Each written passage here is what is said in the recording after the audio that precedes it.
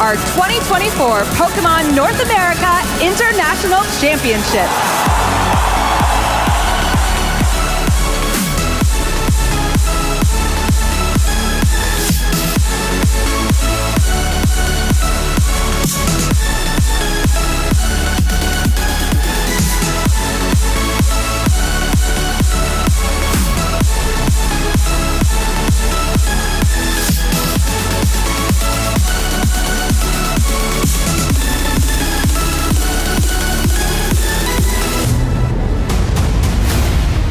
10 seconds on the clock. There's nothing Nemesis can do. They are behind and they are out of this thing.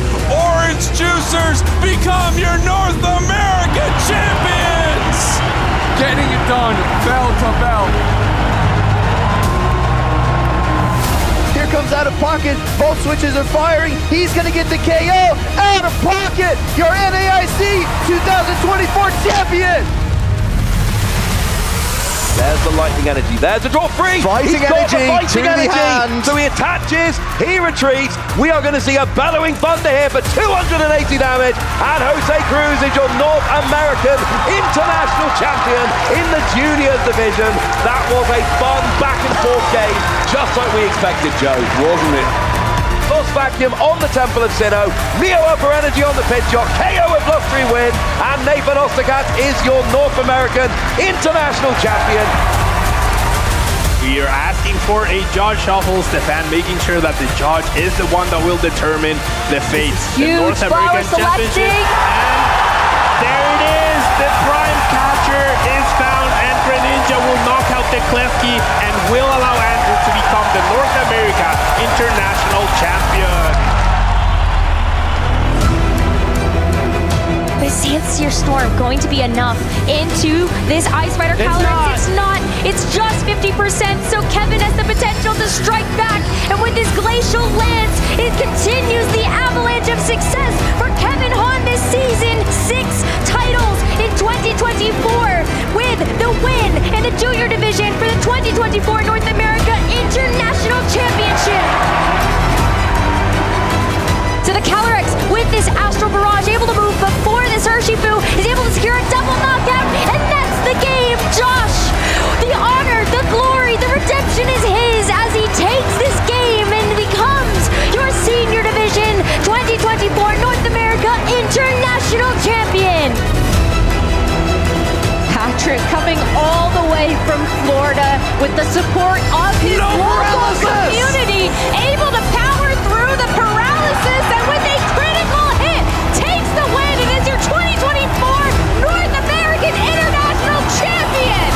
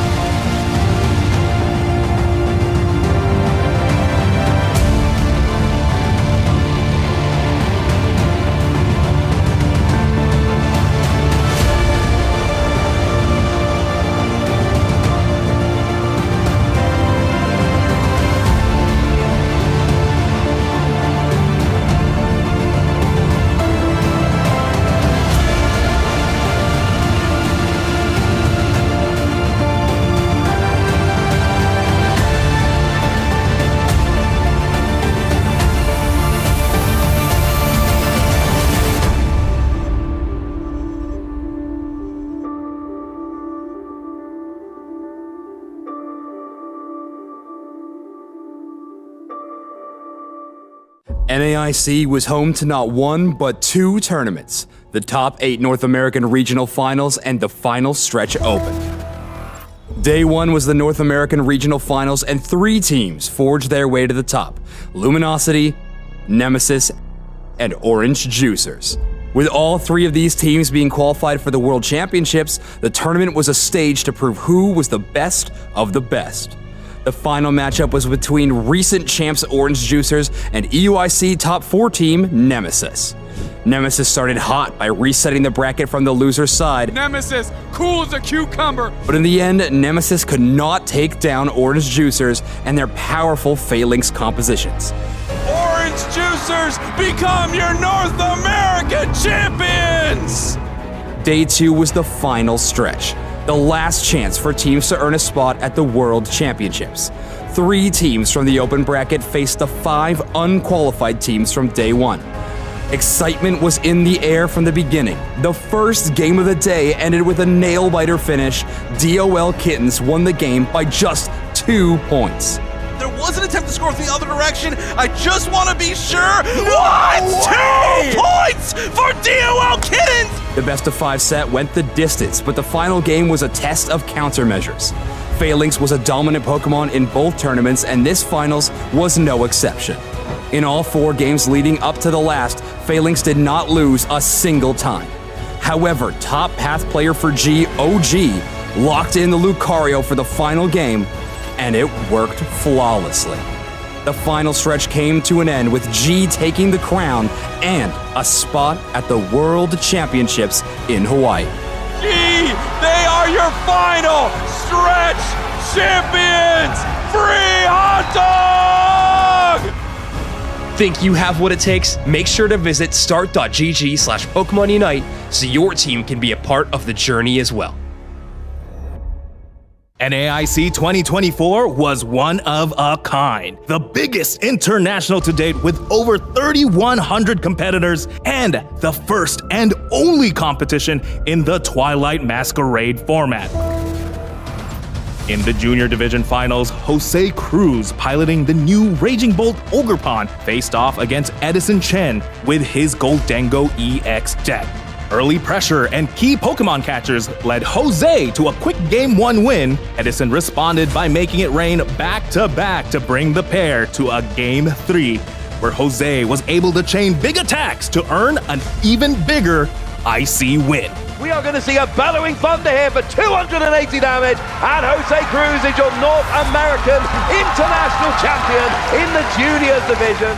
In the Senior Divisions, Daniel Snorlax tried to lock down Game 1, but Nathan's key supporters helped break him free and leave Daniel with a lone Mimikyu who couldn't deal with Dragapult. For Game 2, Nathan put on the pressure with Dracloak and evolved it at the perfect time to take the win and the coveted IC title. Here we go, Lost Vacuum on the Temple of Sinnoh, Neo Upper Energy on the pit shot, KO with Blustery win, and Nathan Osterkatz is your North American International Champion in the Seniors Division. The Masters Finals lineup guaranteed it would be one for the history books. Stefan Ivanov, the 2-time NAIC champion, found himself in the finals once again, playing Gardevoir EX. But in his way, playing Lost Box was Andrew Hedrick, a repeat regional champion. In Game 1, Stefan locked down the Lost Zone with his Klefki and Fluttermane. But Andrew was able to take back momentum with a dreaded Iron Hands EX. Stefan's only defense was to confuse it with Monkey Dory. But one risky roll later, Iron Hands attacked and Andrew won the game. Stefan's Fluttermane locked Andrew down again in Game 2, but this time it gave no quarter and led Stefan to a commanding win and Game 3. In Game 3, time was short and pressure was high. Stefan led with the lock once more, but Andrew found a boss's orders for the first important prize. In the final turn, Andrew, with a single flower selecting, found his prime catcher and closed out the set, becoming the 2024 NAIC champion. There it is! The prime catcher is found, and Greninja will knock out the Klefki and will allow Andrew to become the North America International Champion. Legends were made here at NAIC, so make sure you continue to tune in at Pokemon.com/compete, and maybe you could be part of Pokemon history. Hello, Pokemon trainers! This is Pedro. The matches at NAIC 2024 were out of this world. Let's take a look back at the competition in New Orleans. NAIC saw trainers from all around the globe battle for championship points, world invites, and the title of North America International Champion. Ashton Ash displayed a masterful performance with his always trustworthy core of Mantine and Shadow Alolan Sandslash. Ashton Ash is going to win this game in stunning fashion. Out of pocket, played out of his mind and rocked the competition with his Shadow Quagsire's Stone Edge. Stone Edge is going to be super effective against the bug type Charjabug. And LNDS Stainer soared to the sky with his unyielding Mandibus. Another Sky Attack or Brave Bird taking out the Skarmory. Going into Championship Sunday, we had a heated match between Ashton Ash and Out of Pocket in the winners finals. After Out of Pocket's heart-stopping win, Ashton Ash was up against the unstoppable Brazilian trainer LNDS Steinar, who defeated some of the toughest trainers in Day 2. In a dominant set of battles, Ashton Ash rose victorious and earned a rematch against Out of Pocket. But we see the Volt Switch go through, both Pokemon go down, but Ashton Ash has a Pokemon in the back, claims victory 3-0 over Steinar. The energy in the audience before the Grand Finals could only be described as the calm before the storm. After a set of 3 really close battles that kept the audience at the edge of their seats, Out of Pocket seized the title of North America International Champion with the help of his signature Feraligatr and Shadow Quagsire. Here comes Out of Pocket. Both switches are firing. He's going to get the KO. Out of Pocket, your NAIC 2024 champion. Don't miss the epic conclusion of the season in Honolulu, Hawaii, where the best trainers in the world come together to decide once and for all who is the very best. Be sure to tune in and check out Pokemon.com/compete to jump straight into the action. The North American International Championships had arrived in New Orleans, and so naturally, a parade of excited players followed, vying for that coveted trophy. Calyrex Shadow Rider had just won back-to-back regional level events in the 2 weeks prior, and its cool counterpart, Ice Rider, was never far behind. So the pressure was on every player to find a way to topple the Jockey King from its steeds. In the final of the Juniors division, Damon Zhao brought a hard-hitting Miraidon team into Kevin Hahn's bulky Calyrex Ice Rider. Despite the mega charge hits from Miraidon, Kevin's team was still able to use Trick Room and flip the matchup on its head, taking the win in a convincing 2-0. And with this Glacial Lance, it continues the avalanche of success for Kevin Hahn this season. 6 titles in 2024 with the win in the Junior Division for the 2024 North America International Championships. The senior finals was the battle of both riders.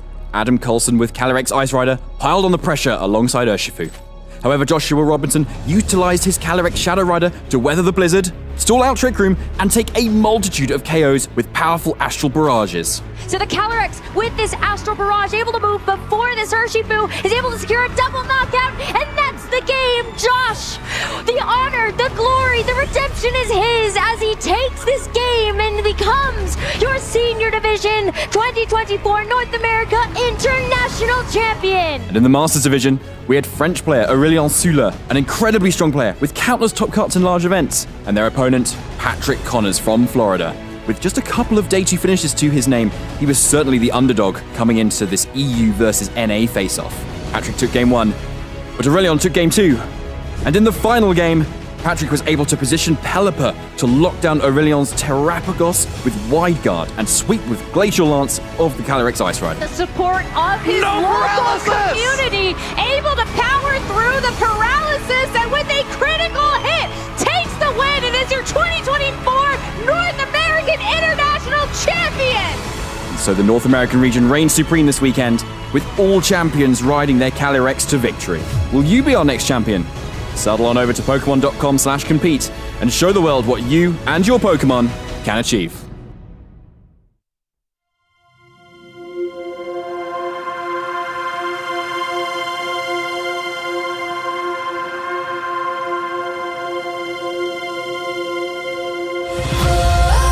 It's time to kick off our Pokemon North America International Championships.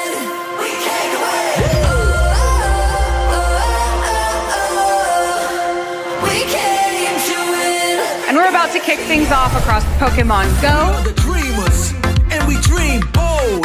Unknowns and heroes among us, going for the ultimate Pokemon UNITE. Came from all over. Every one of us with a different story. Competition unites us. Now it's time to claim your glory. The Pokemon trading card game. We have the same mission, so let the games begin. And the Pokemon video game. Gonna give all it takes, 'cause we came to it. Let's go.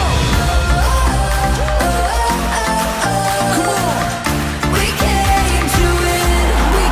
Here comes out of pocket. Both switches are firing. He's going to get the KO. Orange Juicers Getting it done, bell to bell. There it is, the prime capture. Andrew Hedrick taking the win. Patrick through the paralysis and with a critical hit takes the win.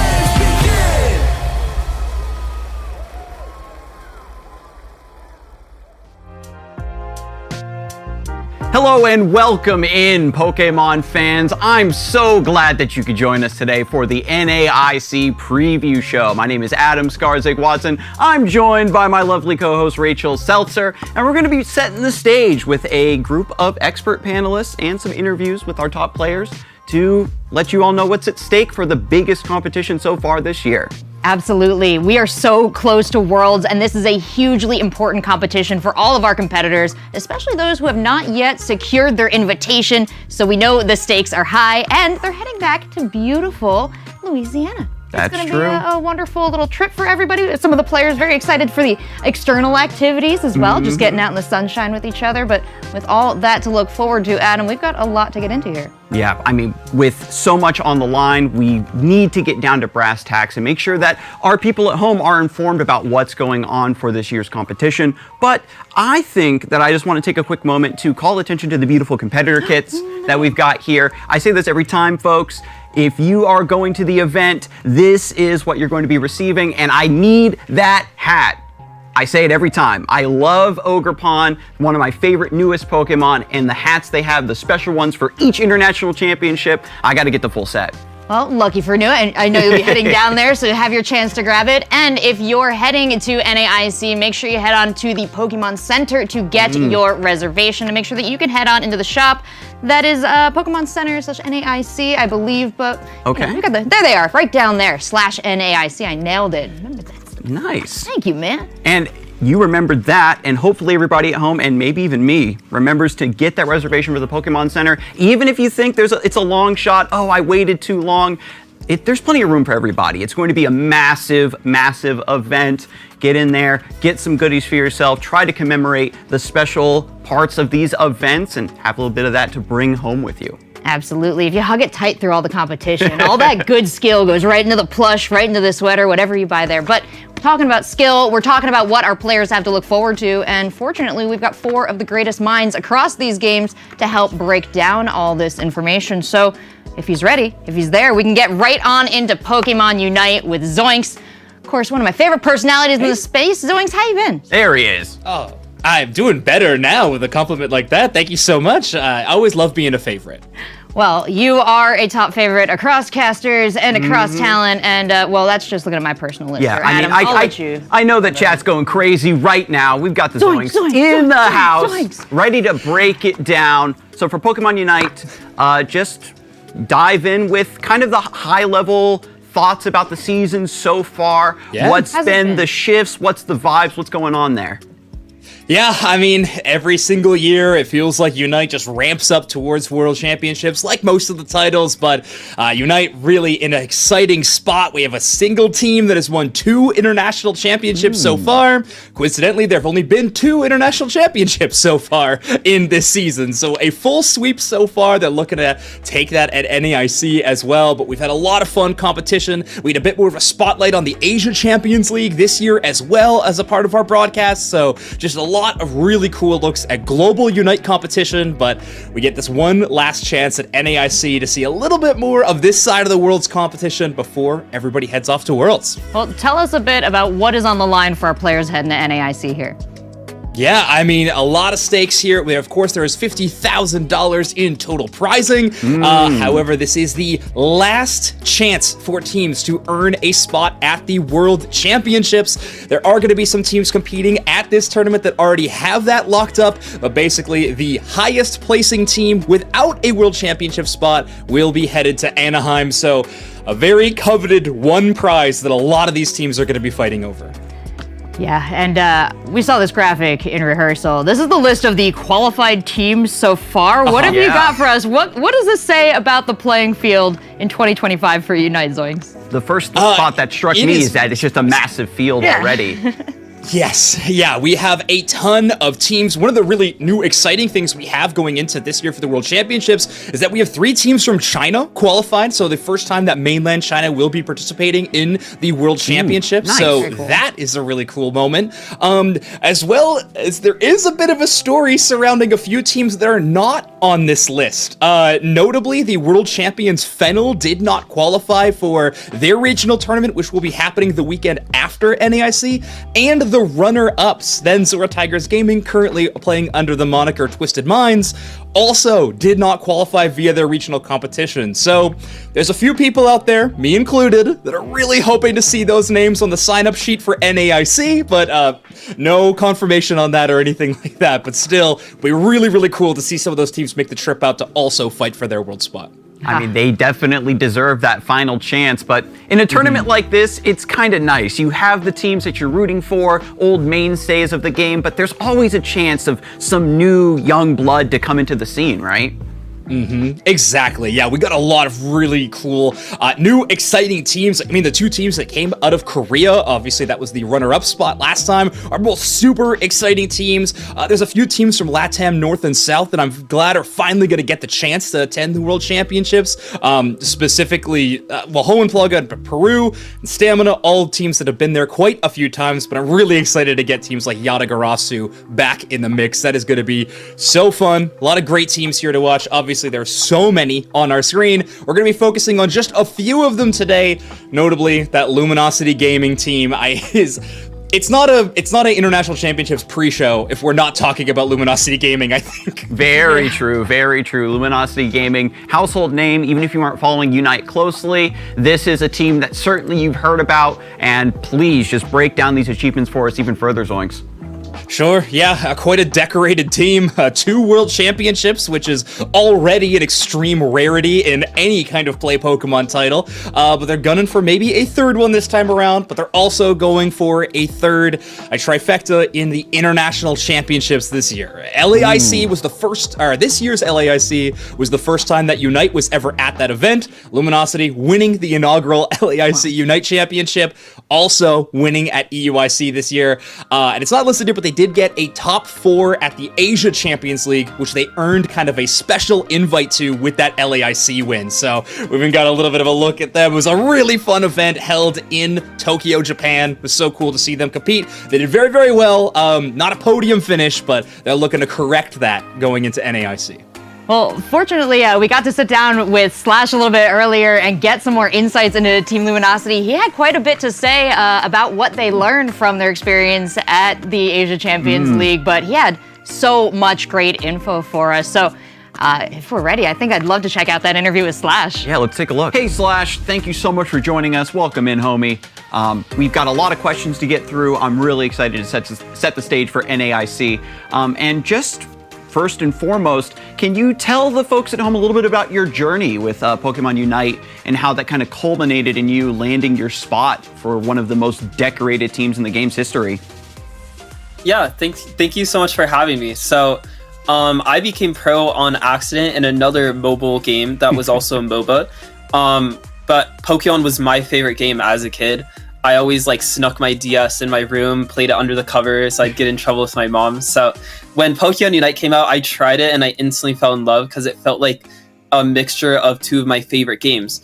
And I started on the mobile release because I'm a mobile player. I started 3 months after everyone, so I had a lot to prove in the pro scene. But actually, my first tournament on a good team, I faced TTV, who was undefeated at the time in the first year. And I 3-0'd them in a best-of-5 series. Ooh. And the rest was kind of history. That left my mark on the pro scene, I was able to talk with more pro players and build a team. And actually, the original team that won the World Championship, I built myself. I found Overlord before anyone thought, like, hey, this guy's really good. That was me. I was the first one. No one knew. I messaged him, asked him to team with me, messaged a bunch of other people I thought were good, and I built that team from scratch, and we ended up winning Worlds. So the team this year is a little different. We have the original core 3 roster of me, Curious, Overlord, that won Worlds twice, but we also picked up 2 new players that have proven themselves as the best NA players alongside us. Otter was the MVP in Regionals 2023. MVP player, he beat us to win, so completely destroyed us. Trainer has been hailed as one of the best players in NA. A lot of people think he's better than Overlord, so we're really excited about our roster this year, and I think it's shown off. Yeah, you've gotten us really excited about your roster in just a single answer already. And Slash, what an eye for talent. When you're going out and putting these teams together, and now when you're looking for these new players to add to your roster, what are you looking for as far as, you know, picking up these great skills that are going to mesh with what you've already got?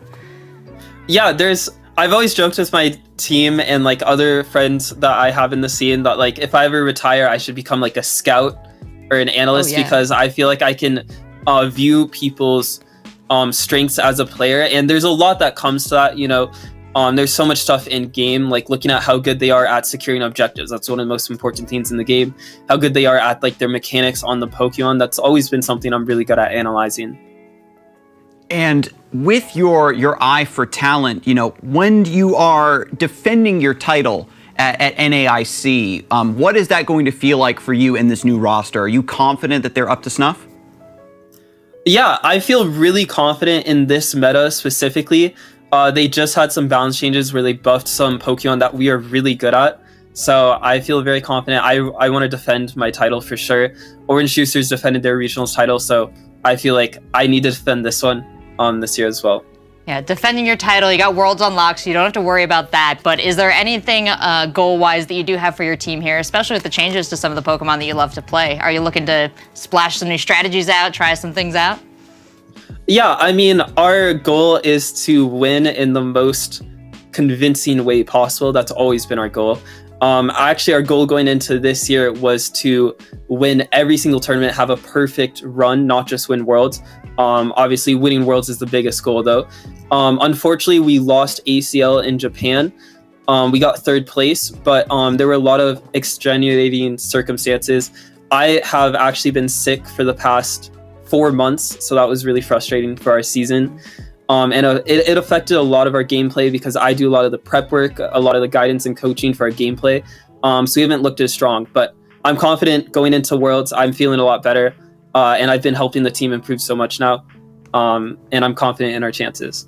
You've really had to overcome a lot of obstacles, obviously, to get the roster that you selected to get to this level and still prove that they can succeed. And you mentioned ACL, of course, and all the prep work that you do for the team.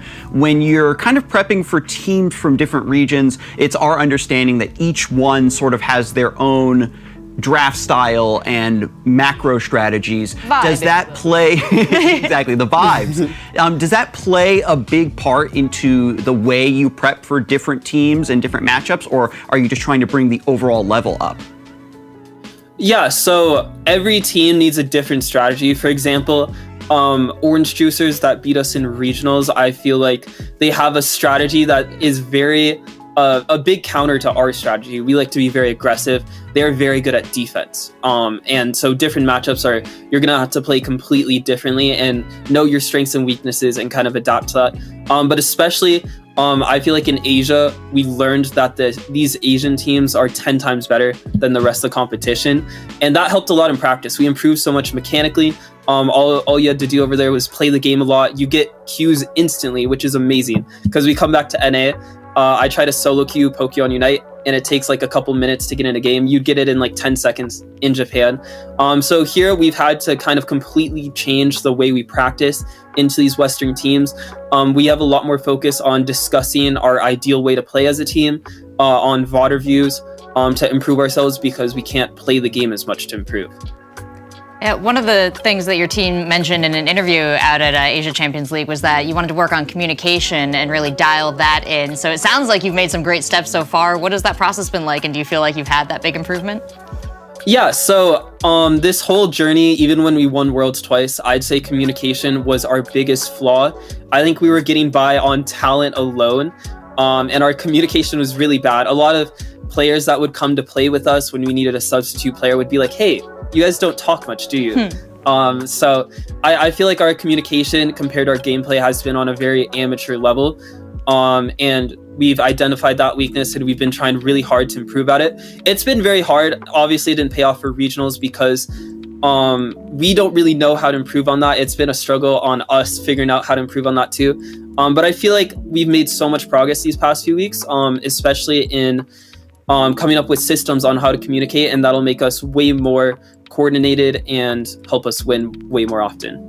Yeah, I'm really thrilled that you've been able to draw inspiration from your international competition, work that into your strategy and into your team's communication as well. You said that you enjoyed your time overseas because of the queue times, but were there any other places around the world that you traveled to play that you enjoyed as well that you'd like to touch on? I really enjoy Japan. I would be so down to just go there every time. I've been to London many times, but sorry to break it to London, but they don't really compare to Japan in my opinion. I did really enjoy Brazil though. The food in Brazil was amazing, super cheap. You could get super cheap steaks that were just amazing. Oh yeah, to die for. But I think Japan was the favorite for me. There's so many great places that you get to travel thanks to Pokemon, and so many cool experiences you get to have, and I'm sure a lot of fans that you meet along the way. So I have to wonder, what's like kind of the most common question you get from fans? Are you mostly handing out like tank tips, or are you just kind of sharing experiences with them? Yeah, I actually get such a variety of questions. I feel like I have so many fans from different places that it's hard to choose a question that I get the most specifically. I'd say, yeah, I do get asked like tips a lot. A lot of people come to my stream because they're like, oh, you have such a positive mental, you don't get tilted at your randoms like some of these other streamers do, because solo queue and Unite can be a nightmare sometimes, but I try to keep a positive mental, just focus on what I can improve on. That actually might be my most asked question, is how do you keep such a positive mental? And I always tell people it was a journey. I was not always like this. When I was 16 and I was a pro, I was yelling every game at my randoms. I'm like, what are you doing? But I've had to work on myself a lot to get to this point. Well, I know that's an inspiring tale, coming from me, because I used to be a little bit of a rage lord as well. Those randoms can really get under your skin. Yeah, responsible of you, though, to demo the great mental, especially as a streamer with so many fans. And I know Zoinks is one of them, and yeah, it says he's going to be coming for some tank tips as well when you see him next. But, game tips, I'm looking for fashion tips. What's the best Snorlax Hollowware? In my opinion, it's the martial arts Snorlax Hollowware, which I think is an unpopular opinion. I'm good friends with Zugrug, who tells me I'm trolling for having that take, but I think it's the best Hollowware by far. I mean, if you are such a successful player and you are picking that Hollowware, there's got to be something to it. But thank you so much for all of these great points. I'm even more thrilled for, your journey and improvement as a player, and, potentially your ability to spot talent for the future of the game. Yeah, absolutely. It sounds like you've got a lot to look forward to, working with your team, seeing all your efforts come to fruition once again, and, hopefully keeping that winning ball rolling on into Worlds. But anything you want to say to all the fans, all the audience out there before we let you go? I just wanted to say thank you so much for all the people who have supported me. It means a lot. It's what has kept me going, because esports you can really struggle with mental health sometimes. The highs are high, but the lows are low, and the fans have really made a difference. So thank you so much. Well, thank you so much, Slash. I love your attitude, and I love watching Luminosity play. So good luck to you all heading on into the weekend, and thank you so much for coming on to talk to us. Yep, thank you. Bye. Great points from Slash there, really pulling back the curtain about what goes into building a strong roster and prepping and improving. Yeah, what a great example, too, in the space. Zoinks, you can probably speak a bit more to that. Yeah, I mean, he's been incredible. Our first ever world champion for sure. He built a pretty solid roster, and I think they quickly all became friends. And a fun roster to cheer for. A lot of people rejoicing that the band kind of got back together a little bit for this year of competition, which has been fun. Also, you were correct. I am going to go ask him about Snorlax tips, but certainly not about Holloware. Some wild takes out there. Snorlax, one of the best Pokemon in the game for Holloware. And martial arts, it's fine. But by the way, I don't know if I've mentioned this yet. I do have my whiteboard set up for today, which I do have an NAIC takes tier list. Now, it is mostly empty now. There's just something there at the top. But I will be adding some of the takes that I think are really cool, or maybe, just kind of cool, onto this as we go through, whether it's from hosts, whether it's from interviews, or potentially if Twitch chat has some really interesting hot takes, I might put them up on the tier list as well. So if you want your hot take tier listed, make sure to post it in chat. But I did have one question as well regarding Slash. He's so great at spotting talent, but which of the casters spotted Slash first? Which one of you was like, oh, I think that this kid's got a future, like he's really clean? Do you remember that far back? Yeah, so division in the ranks, nice. I do. I truly think, like, this is a cop-out answer, but everybody, like, he was just such a shining star right when he started. He mentioned it, like, when they took down TTV 3-0, people who might not know the early days of competitive Unite don't really know how much weight that carries. Like, TTV was, like, 39-0 on tournament first places, not matches. Like, they were destroying everybody. So a new upstart team being able to take them down with the star tank player was very impressive. So he's earned his world championships, but the history goes back even farther than that. Okay, I'll take it. Definitely a team for all the other teams to be keeping their eye on heading into literally every competition this year. But I know that you've got a couple other picks for us, Zoinks, so let's keep that train rolling. Yeah, you already mentioned it in the interview, but the World Championship spot for LG has already been locked up. But there are a few teams who won the play-in travel award event for this tournament that don't have their World Championship spot. One of the most, I would say, infamous ones are DreamMax Esports. This is a team hailing from Brazil who just had such a phenomenal event. Actually have the same at-home, have the exact same at-home record as Luminosity Gaming this year, both of them winning 2 of our out of 5 monthly competitions that are held online in just their region. So having a good performance there, and you can see there a lot of really impressive top 8s, world's top 16 last year, which was no easy feat. 8 groups was very cutthroat, but they made it into that world's top 16. A great team. However, their regional performance just a little bit lackluster compared to what they wanted. So I know for a fact this team has been boot camping for over a week in New Orleans already. They've already made the trip, and they're setting up, and I think I saw them at some midnight releases for the Nintendo Switch 2 in New Orleans, and now they're back to practicing, making sure they're ready here for NAIC.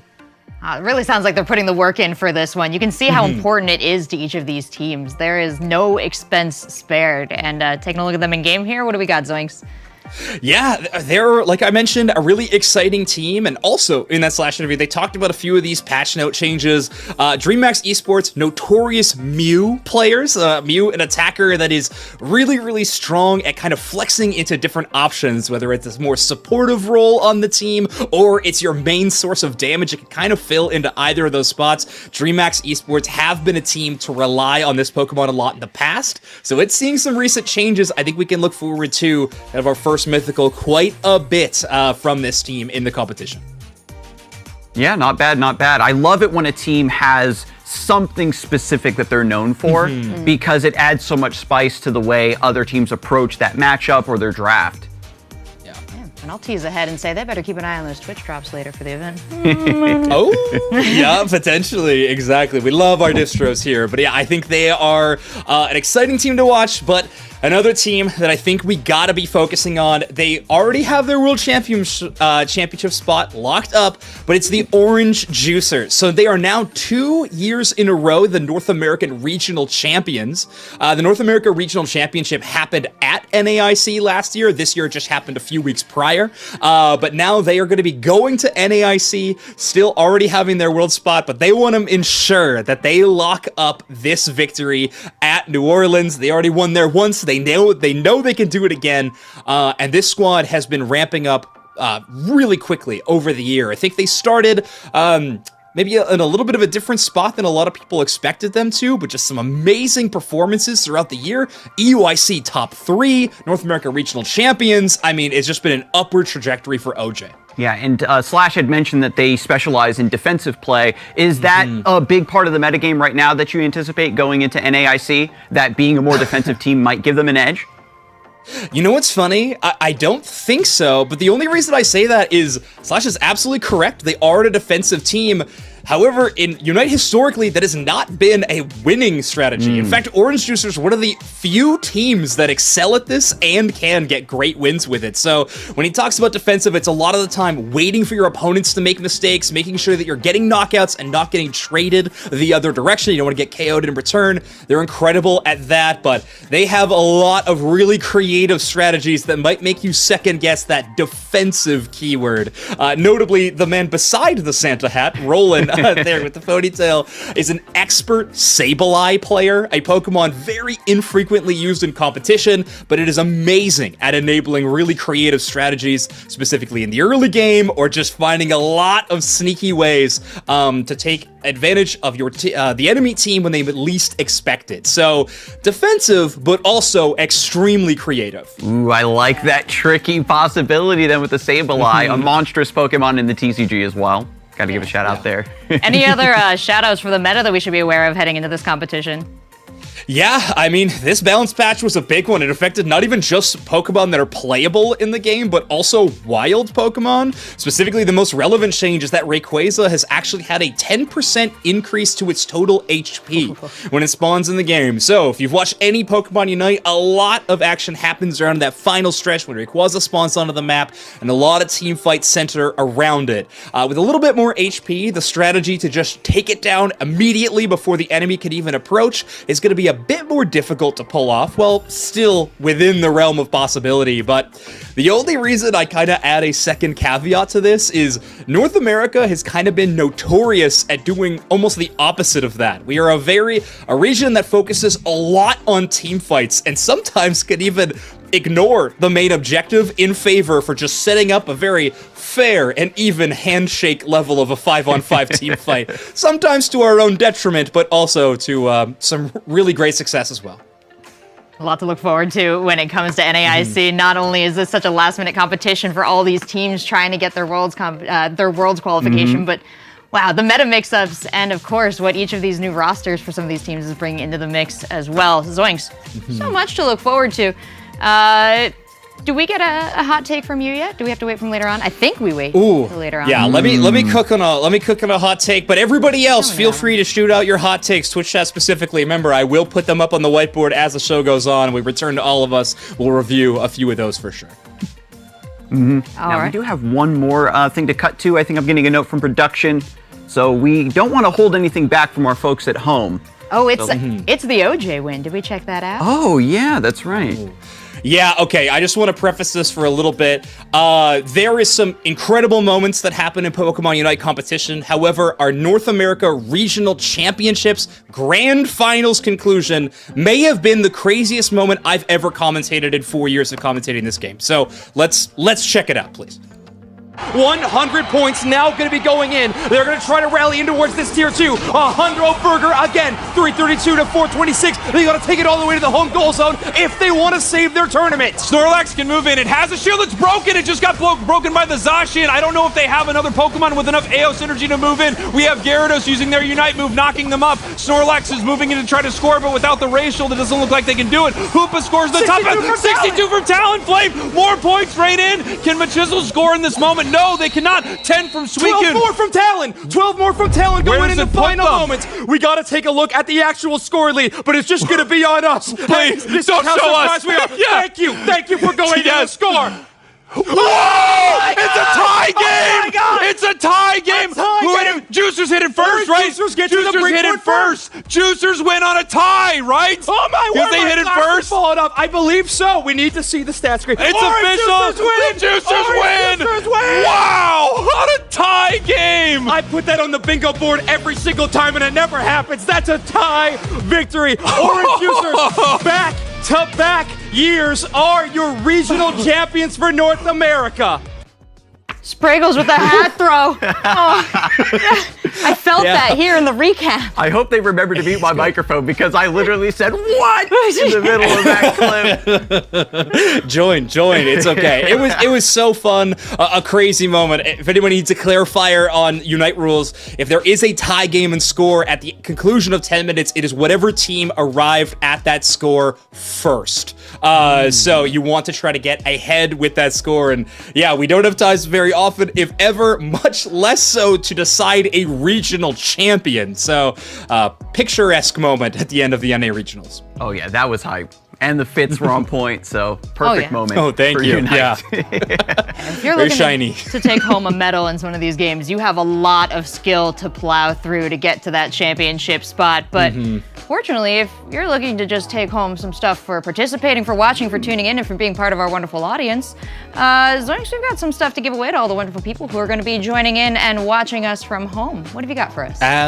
Absolutely. So make sure everybody is tuned into NAIC. We got some really fun distributions. Notably, I think it's one of the first times that we will be having a sticker for an international championship. You got those player cards. You can put a few stickers on them. And now, if you were attending the Pokemon Unite International Championships, and not even just you're attending, you can earn this no matter what if you're just watching. But if you're attending, you gotta make sure you remind everybody that you went to the event with this sticker on your player card, the 2025 Pokemon International Championships for North America. Oh, that's going to get better and better. Like 10 years from now, like, oh, I was there when Slash was a little bambino before he started coaching. Put this roster together.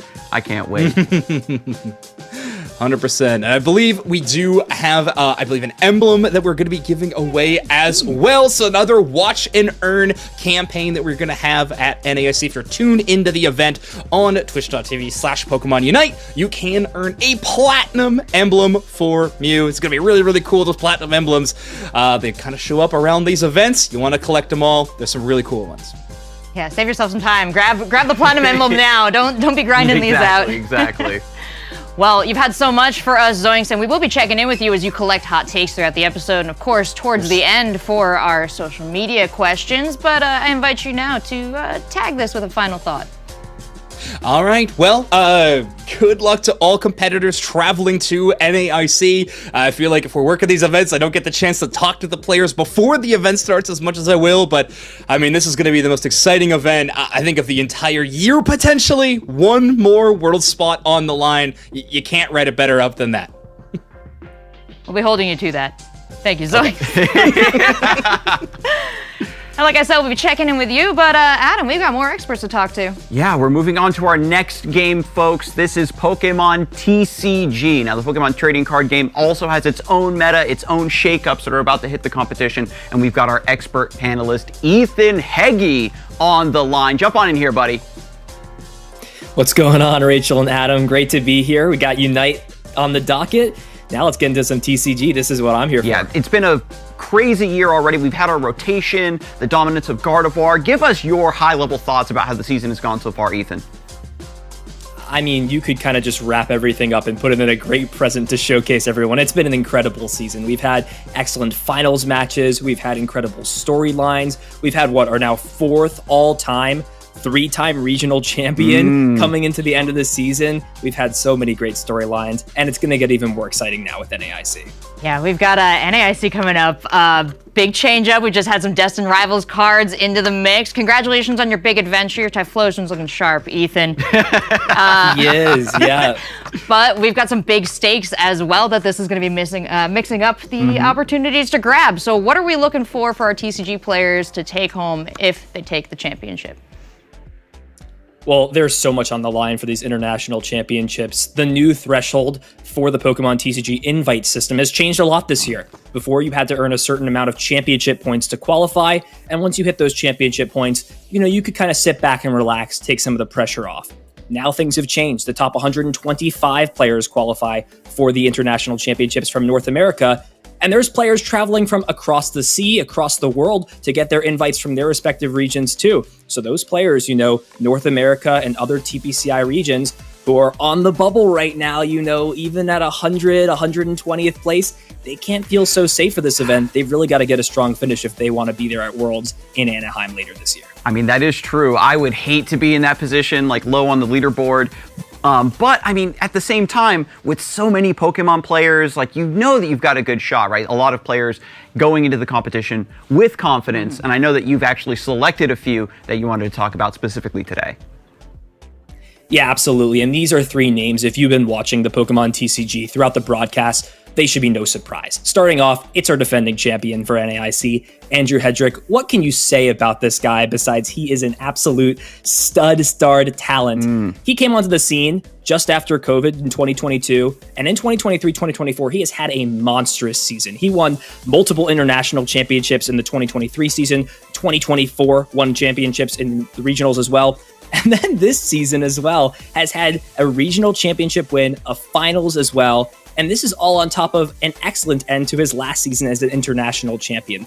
He's shown prowess with a variety of different decks. He showcases that he can pilot them to the highest of possible levels. And he is always somebody that, you know, if you sit down in those early rounds against him, you know you're going to have a tough challenge at the table. Even if you're playing a deck that has a good matchup, he knows the routes, and he's always going to find a way to put himself into a winning position and a winning spot. Yeah, I'm glad you brought that up, because in the Pokemon TCG specifically, we have a lot of top-level players that are constantly sharing information and testing decks and testing these matchups to maybe try to fix some of their bad matchups through either changing their deck a little bit or just through solid play. And Andrew Hedrick, his ability to play multiple decks across the format as the meta demands is a skill that other players might not showcase. They tend to stick with the same ones. What do you think about that, Ethan? It just kind of shows that he's going to go in without bias to these events. You know, he may be very comfortable with a deck like Dragapult. It's been what he's playing for the last couple events. Got a regional first with it, got a regional second with it as well. But the event's changing. The meta's changing for this event. And no matter what that is, he wants to look at the format as a whole and pick what that best deck is for him. And we'll see if it can put on showcase. You see here at NAIC, what an incredible finish this was to a match. If it's going to be anything close to what this finals was the year before, we're going to have such a great tournament. It came down to an excellent finals match. He was in a tough spot in this game 1. He had to flip heads on Confusion to even have a chance to win this game, and then brought things back on this crazy final turn. If he doesn't take prizes here, he loses, and he pulls out a miraculous play, finds Prime Catcher. This is what I'm talking about with him. He knows what he needs to do, turns in advance, and he plans meticulously to get himself into winning spots. And fortunately, we did actually have a chance to catch up with Andrew. He donated a little bit of his time out of his tumultuous prep, figuring out what to take to NAIC, to share some of his thoughts about the game so far. So let's jump into the interview, folks. Hey, Andrew, thank you so much for joining us. And we've got a lot to talk about. NAIC coming up next week. And as I understand it, you've had lots of time to prepare, and you're bringing something you're real proud of. But before we get into all that, for anyone out there who might not be familiar with you, tell us a little bit about who you are and your journey to NAIC this year. Yeah, so my name is Andrew Hedrick. I'm from the state of Iowa, and I've been playing Pokemon for a pretty long time, but recently definitely been going to some more tournaments, working really hard, and hoping to get to put it together a nice run at NAIC this year. Perhaps a full run back, last year's champion returning, a little extra stress on your shoulders for that, perhaps? Yeah, I definitely want to have a good tournament because of my success at NAIC last year. It would be really cool to try to put together another chance to claim the crown again, but, just going to treat it like any other tournament. Put the work in and see if I can make a run. I think that a lot of players have that same mindset, just go into the tournament and do the best you can. But for NAIC, things are going to be a little bit different. We got the new set Destined Rivals coming out, and I think that opinions on the set have been a little divisive. What are your opinions on how much it is actually going to impact the meta for NAIC, in your opinion? Yeah, so with Destined Rivals coming out, also the Marnie's Grimmsnarl deck comes legal. I don't think that card was in the set exactly, but I'm not exactly sure. But I know it becomes legal at the same time for NAIC, and that's a deck that I've heard a lot of people talking about. It seems very strong, and it's been doing really strong in our testing. So I think the Grimmsnarl deck is going to have a pretty big impact on the meta, and I'm trying to make sure that I have a good way to play into it and beat it if I'm not going to play it myself. Okay. I'm nodding vigorously at Adam because this is exactly what he wanted to talk about. So ask away with your Grimmsnarl questions, my friend. Yeah, because Grimmsnarl, some players thought it wasn't actually going to be consistent enough, but according to your testing, it is. Does it just knock out the Raging Bolt slot to take its place in the top 3? Or what's that kind of top 3 looking like for you alongside Gardevoir and Dragapult? Yeah, I'm not really sure. I definitely think that it's in the top 4. I think Raging Bolt and Grimmsnarl are probably competing for that 3rd spot pretty hard, but it's definitely a deck that you need to consider for sure. I don't know exactly how it will shake out in the graphic, but I definitely would not be surprised to see it in the top 3 in the meta.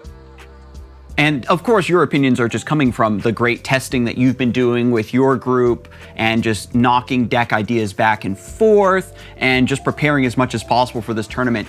Are you feeling, because of all this prep work, confident in the choice of deck that you're bringing to the tournament? Have you even decided that yet? Yeah, I'm not 100% sure on my deck yet, but I feel pretty good about what I've been playing recently, and I'm definitely going to be feeling pretty confident by the time we go into the tournament next weekend. And speaking of that preparation, tell us a little bit about what that's been like for you, who you've been working with, and maybe some ideas that you thought would be great, but you've decided to discard in your great wisdom. Yeah, I've been testing with a lot of my friends, Henry, Isaiah, Michael, Abon, Caleb, and a few other people as well. We have a pretty big group working together. We don't all end up on the same page always on what decks to play, but we work together and usually get to a few different really good decks. I think one deck that I kind of was trying to look at to see if it could be good was EV Box, but after playing that deck for a little bit, I'm not super confident in that deck's ability anymore. I was really high on it for a while, but I'm not. Yeah, there were some issues we were finding in testing that made me not quite as fond of it. Well, maybe you are saving a lot of other people some time, right? Bringing the EV Box. I know that was a deck that was in a lot of contention, whether you play that versus Terra Box. So, I mean, the fact that you're testing is uncovering these nuggets of wisdom is super important for the overall metagame. But kind of taking a look away from NAIC and talking a bit more about your competitive career. Do you have any memories specifically that jump out at you as really important moments for you as a player? I think one of the more important and impactful memories I have is when I was in the senior division, I was able to get top 4 at Collinsville Regionals 2018. And I hadn't really had very much success at any regionals before that point. I was kind of just go to a couple regionals a year to have some fun, but wasn't super great. But when I got that top 4, it definitely made me feel a little bit more confident in my abilities in the game. And that's what a lot of people need, I think, is that breakout tournament, that big breakout moment to sort of ignite that fire as a competitor. Were you a very competitive player, would you say, before that big breakthrough moment, or was that the starting point of when you really wanted to start digging in and competing like this? Well, I would say I was pretty competitive in the sense that I really wanted to win, but I definitely wasn't particularly great then. But I definitely have got better since that point, and seeing myself get that good finish definitely was pretty inspiring. Well, I gotta ask, hearing these different pros that we've talked to today, everyone's had a different reason for sticking around and playing. And I want to know from you, Andrew, is it the thrill of the competition, of seeing your own progress? Is it the people you hang out with? Is it the travel that you get to do? Yeah, I would say it's definitely a little bit of everything. I really like getting to compete with people at anything where we both want to win. Everyone's kind of putting it all out there and seeing what they can do. And Pokemon's the best opportunity for me to do that. But getting to hang out with your friends, go to different cities, explore with them is also really cool. And sometimes that can kind of take off this sting from a bad tournament if you don't have a great day, but the next day, you get to go hang out with your friends, have some fun. That definitely makes it a little bit better. Absolutely. Anything in particular you're looking forward to doing with your friends at NAIC? Outside of the tournament, of course. I think there were some talks of maybe playing a Frisbee game with people after the tournament, which sounded pretty fun. That's great. Yeah, I know that a lot of Pokemon players are getting into more physical activity, right, just alongside their prep work, and that kind of helps you, set your mental. Do you have any, particular strategies or maybe rituals that you do to prepare for tournaments and to keep your mental safe and centered as you go to these giant events with so much on the line? I would say that by now I definitely kind of just am used to it. I don't know if I really do anything super particular. Just kind of try to treat everyone the same. Don't stress about it too much, and just see what happens. Think about one match at a time. Don't kind of think about the whole event at once, because then it feels pretty overwhelming. Makes a lot of sense. Try not to get in your head and just focus on the match in front of you, the player in front of you. Speaking of which, are there any players, maybe some top competitors at this international competition that you really don't want to play against? Anybody you think is going to give you any trouble in particular? Well, I would say maybe not trouble, but my friend Henry, he recently was able to beat me in Atlanta, but I did beat him at NAIC last year. So if I hit him again at NAIC this year, that would definitely be pretty fun. I'd be pretty nervous to play against him. He's really good, but I would also be pretty excited for the opportunity. Oh, that's fantastic. You know what? We've got one more question. Okay. Who's your favorite Pokemon, Andrew? Cyndaquil. Right off the dome. My you got goodness. immediately. Gen 2, let's go. Good choice, my friend. Well, thank you so much for coming on to talk to us, for sharing your thoughts and some insight into your prep. And we wish you the best of luck as you lock in your deck and head on down to NAIC. So thank you. And anything you want to add, Adam? No, just good luck to you, my friend. I know it was a huge tournament and a big, breakout performance last season. And it looks like things are shaping up for you again this one. So good luck to you, and I wish you the best. Thank you. And good luck once again to the Cyndaquil enjoyer himself. A lot of great insights. And even though there is so much on the line, you can see he's super chilled and relaxed, folks. Yeah, Ethan, is this what you're expecting from these players? I mean, if you've ever heard Andrew in an interview before, he is exactly like that. He is just calm, cool, collected. We've seen some players, pop off on the stream before, have big celebrations, hug their friends. Andrew won probably the most intense final set of that entire tournament at NAIC. He just smiled. He took his headphones off. He waved to the crowd. There was obviously emotion and excitement, but that was, a lot of internal. He was happy. He doesn't show a lot of emotion at the table, but trust me, he is deep down thinking when it comes to how he can win these games. And just speaks to the professionalism and the mental that he's been able to cultivate. So what an impressive player. A number of impressive players at the top of the TCG scene right now, and you've brought some more that we should keep an eye on as well. Yeah, absolutely. One of the most internationally versed players in our entire pool is Brent Tonneson. Hailing from Australia, down under, he goes about everywhere, and you can kind of see it right on this list, right? He obviously has gone to the World Championships multiple years, had an excellent start to the year, right? 2025 LAIC, the first international championship, started out with a guaranteed invite. Got second place. Not like that was going to be a challenge for him, but he started off with that. And then really it was this back end of the season, right? You see Monterey, Melbourne, Gardevoir started to speak to him. There was something about Gardevoir that just kept calling him, and for good reason. He went on an absolute tear. He got top cuts, 2 regional championship wins just with that same 60 card list. They played the same 60 and just found so much success with it. And that's going to be a big question for Brent and the other player on this list.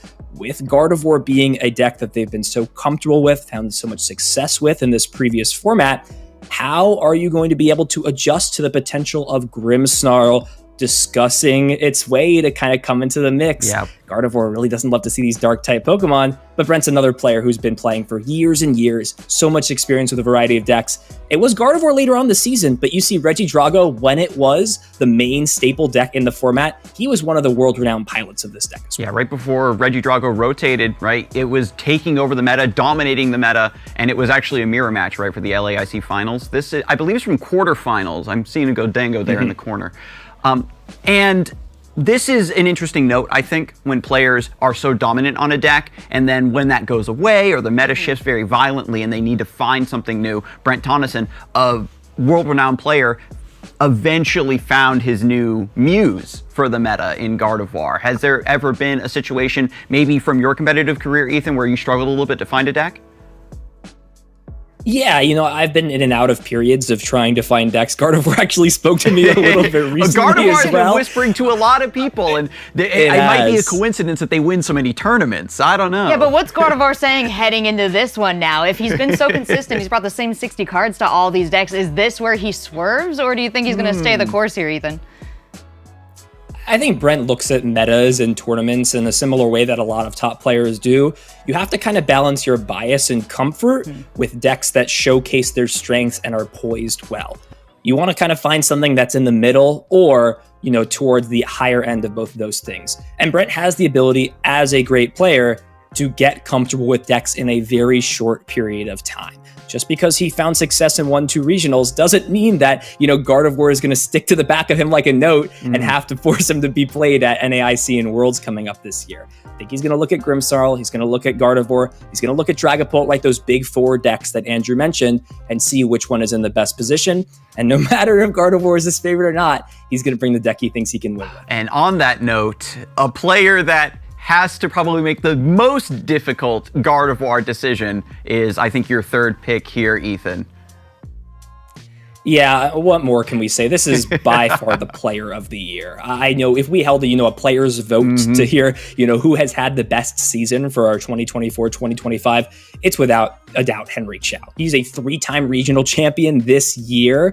And even at NAIC last year, right? That was his first breakthrough, finish. People didn't know who Henry Chow was when he top-8'd the international championship. They were like, wow, this Gardevoir list is cool. He had a top 32 before that. Let's see where this guy goes. And then right off the bat, boom, first regional, takes it down. He's got his invite. Middle of the season, boom, another one. It's with Gardevoir again.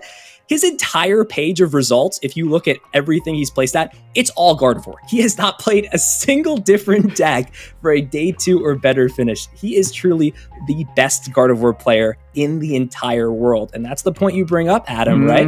Where is Gardevoir poised for this format? Can it handle Grimmsnarl? If it can, you bet your bottom dollar Henry Chow is going to send it again to NAIC. And that's another interesting note about kind of Gardevoir players in general is they will accept the bad matchups, maybe change 2 cards to even it out a bit and just trust in their skill and think that they're going to outplay. Henry Chow, right, was running Rabska, for example, to help out with some bad matchups, so maybe that stays in the deck. But we have definitely a lot to hash out regarding the meta, not just Gardevoir versus the world, and I think you have some really nice insights for us there, Ethan.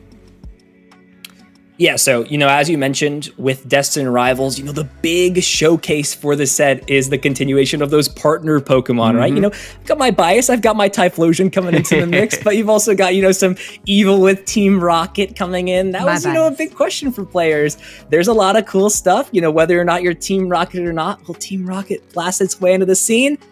And I hate to be the bearer of bad news, but I don't know if the deck's got what it takes. I don't hear him. That's crazy. The production, I'm not getting Ethan. Production, Ethan's canceled from the rest of the show. It's crazy.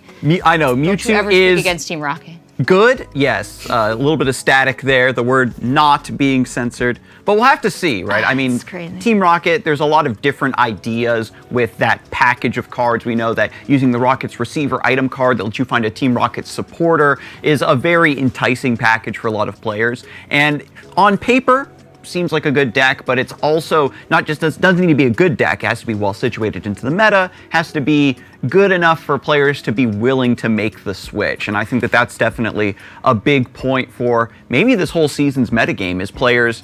I settled on Gardevoir early, and maybe there's really no reason for me to change. I settled on Dragapult early, and maybe there's no reason for me to change. Is there a breakout deck besides Grimmsnarl that maybe comes into this meta, or are you looking to see the strong decks that we know of played to the utmost perfection? So since we're sort of, so far into a metagame now that, rotation happened, back in April, we've got, a bunch of new sets coming into it. It's hard for, a lot of these existing archetypes to completely fall out of favor with this set, right? I mean, you look at the card list, there's a lot of cards from this set dedicated to kind of synergizing with the whole Team Rocket package. And when that package is kind of, falling a little bit short to, either the aggression of Raging Bolt or the control that Gardevoir provides or, the spread that the Dragapult EX can do, it's kind of hard to see, how those decks fit in. So I think, looking towards those top 4 decks is kind of where a lot of players are going to find their, collective mindset going towards. And Grimmsnarl kind of, is the best of both worlds. It, incorporates those new cards, the Marnie's Grimmsnarl line, super solid, accelerating itself. But it kind of becomes tried and true. You look at the metagame from 2024 NAIC, and you look at the metagame for what's projected at this IC a year later, there's a lot of cards that are very, very similar, right? You know, this Marty's Grimmsnarl deck, it features Monkey Dory. You may as well call that Monkey Dory Marnie's Monkey Dory at this point, because it synergizes almost as strongly as the Grimmsnarl itself, and that card's still just so strong, and not just the new Marnie's deck, but it's even being thrown into existing archetypes like Dragapult, for example. Adrenabrain is still just the ability that all these players have to look out for this week. Yeah, Monkey Dory's Adrenabrain ability, just moving those damage counters back and forth that are spread onto your bench Pokemon by Grimmsnarl, by Dragapult. Now, does Shaman have anything to say about that? Yeah, that's another big card you mentioned, Adam. Bench Barrier is back. You know, we had the Manaphy and Brilliant Stars that rotated out, so we've been a set and a half sort of without having Benched Barrier. Shaman's got, you know, a little bit of a caveat to it. It's not as great as Manaphy. It only protects your non-rule box Pokemon, so, you know, things like Pheasantipity, which a lot of players are playing, Mew EX, those can still be damaged on the bench. And it's also got 80 HP. You may be saying, oh, it's more HP than Manaphy, right? That's better. However, that Buddy Buddy Poffin item card that so many decks are playing to search out those Pokemon, Shaman's just a little too beefy to be searched out by that card. So decks that really want to value okay. that. He's slimmer in the land form. Slimmer in the Big the air floofy form. Shaman doesn't like Buddy Buddy Poffins. Little bit too much floof, but it does provide that floof to the bench. So, you know, sharing the wealth a little bit. Decks that don't have a lot of great ways to search out Pokemon outside of Buddy Buddy Poffin, they've now got to evaluate, is it worth making these sometimes pretty large changes to how the deck's consistency functions to fit Shaman in? And while we've been talking about all these new archetypes, I think the biggest thing players are going to have a little bit of relief of that Terra Box deck, right? Wellspring Ogerpon, such a staple card in the metagame for our Journey Together format with, you know, the turn 2 Torrential Pump KOing 2 Pokemon. With Shaman in the format, you've got to expect as a natural byproduct, Terra Box is going to be a deck that starts to fall off in the metagame, and who knows? You know, those decks that have a bad matchup to Terra Box weren't as popular in the Journey Together format. Even decks like Zoroark EX that use that Ends Darmanitan so strongly to also hit bench Pokemon, decks that were previously not as strong, they could always sneak back into the meta and find a spot at NAIC. So many of these cards can flip matchups or just change, and players, I think, are maybe playing a game of chicken, right? Like, oh, well, since Shaman's here, people aren't going to play Zoroark, and so you try to outthink your opponent. But at the end of the day, I think we're kind of both of the philosophy, right, of playing not just what's strong or what people tell you is good, but something that you're comfortable with. Do you think that is ever going to be a good option for such a big tournament like this, Ethan? It's always number one. You know, that's the biggest advice that I always give to competitors, you know, who are trying to break into that level, looking, you know, for their first day 2 or for, you know, their cash finishes. The number one step to playing the Pokemon TCG is you have to make every decision to the best of your ability. You can't control how well you draw off your professor's research. You can't control whether you're going to hit that one card off that Mew restart ability or that flip the script, but you can do everything in your power to make it so that when you do find those cards, you're going to be into a winning spot. Just because a deck is super strong doesn't mean you're obligated to play it. Comfort comes first, and for these players, you know, that we've showcased and the dozens or hundreds of other players from around the world that will be here this weekend at NAIC, that's going to be the big difference maker. Not just their comfortability, but also what decks and what list they decide to bring. Those two things together are big, but comfort's got to come And first. there is a third batch that we can't forget about. Our viewers at home, tune into NAIC to make sure you get your Twitch drops for these beautiful full art supporters. My goodness. That is the most beautiful full art support I've ever seen, Team Rocket's Giovanni. We've got the whole crew there on the card. I was hoping you were going to say Ethan. I was going to blush and say thank you. I'm so glad. You know, I mean, you know, Ethan, everyone loves Pichu. I'm so sorry. I'm so sorry, because that really was right there, but it's Giovanni all the way down. I knew it was. My heart didn't want to believe it, but Rachel, I knew it was coming. Yeah, I think I see a Cyndaquil there in the background, and there's another Pokemon there I don't quite recognize. There's a Slugma. Yeah, you got a lot of different Pokemon on display here, and those trainers as well. Yeah, don't forget the Pichu, Pichu on the shoulder. And this set, you know, we only get to kind of dive in and showcase the competitively viable cards, but if you're ever interested in cosmetics or anything more, make sure you guys also check out TCG Live. I know Adam's a big Ogerpon fan. Oh, yeah. You know, we've had the drops for the other ones before. This is the final one, right? We've got the Cornerstone. Got to get the full set, people. That's in the collection. And I mean, Cornerstone Mask, I know that Joe Brown really likes the Cornerstone mask. It's not my favorite mask, but if you want to scare some children, you make sure you pick up the Cornerstone Ogre Pod.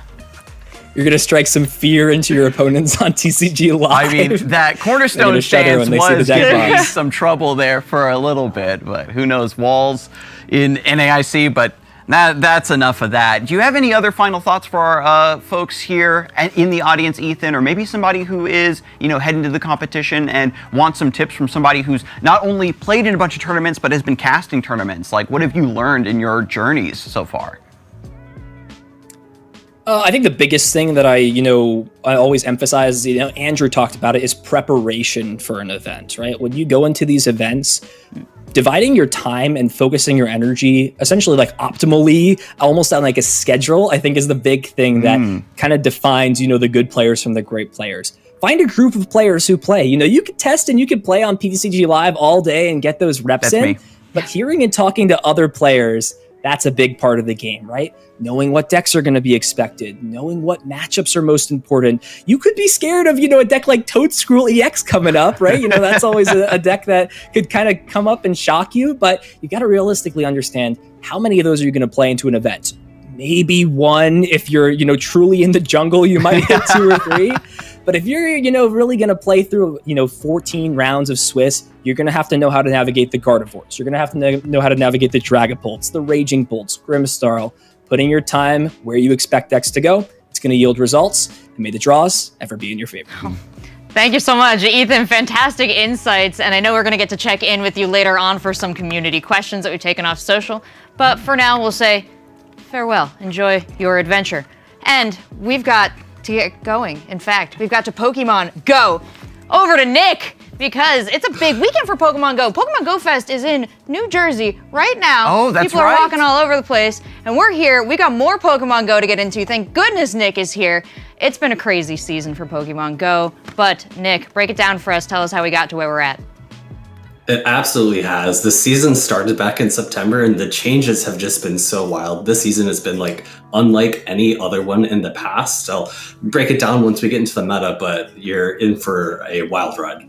Yeah. The Pokemon Go metagame always seems so intense. Players just trying their heart outs to adapt to all of these changes, and it seems like there are players that consistently meet that goal, either are reigning over the competition or are innovating these teams that then are piloted by top players to go on and take everything down. And it's been a great regional season. We're heading into the final IC, and there's a few players to keep our eyes on for Pokemon Go, and I'd love to hear your picks.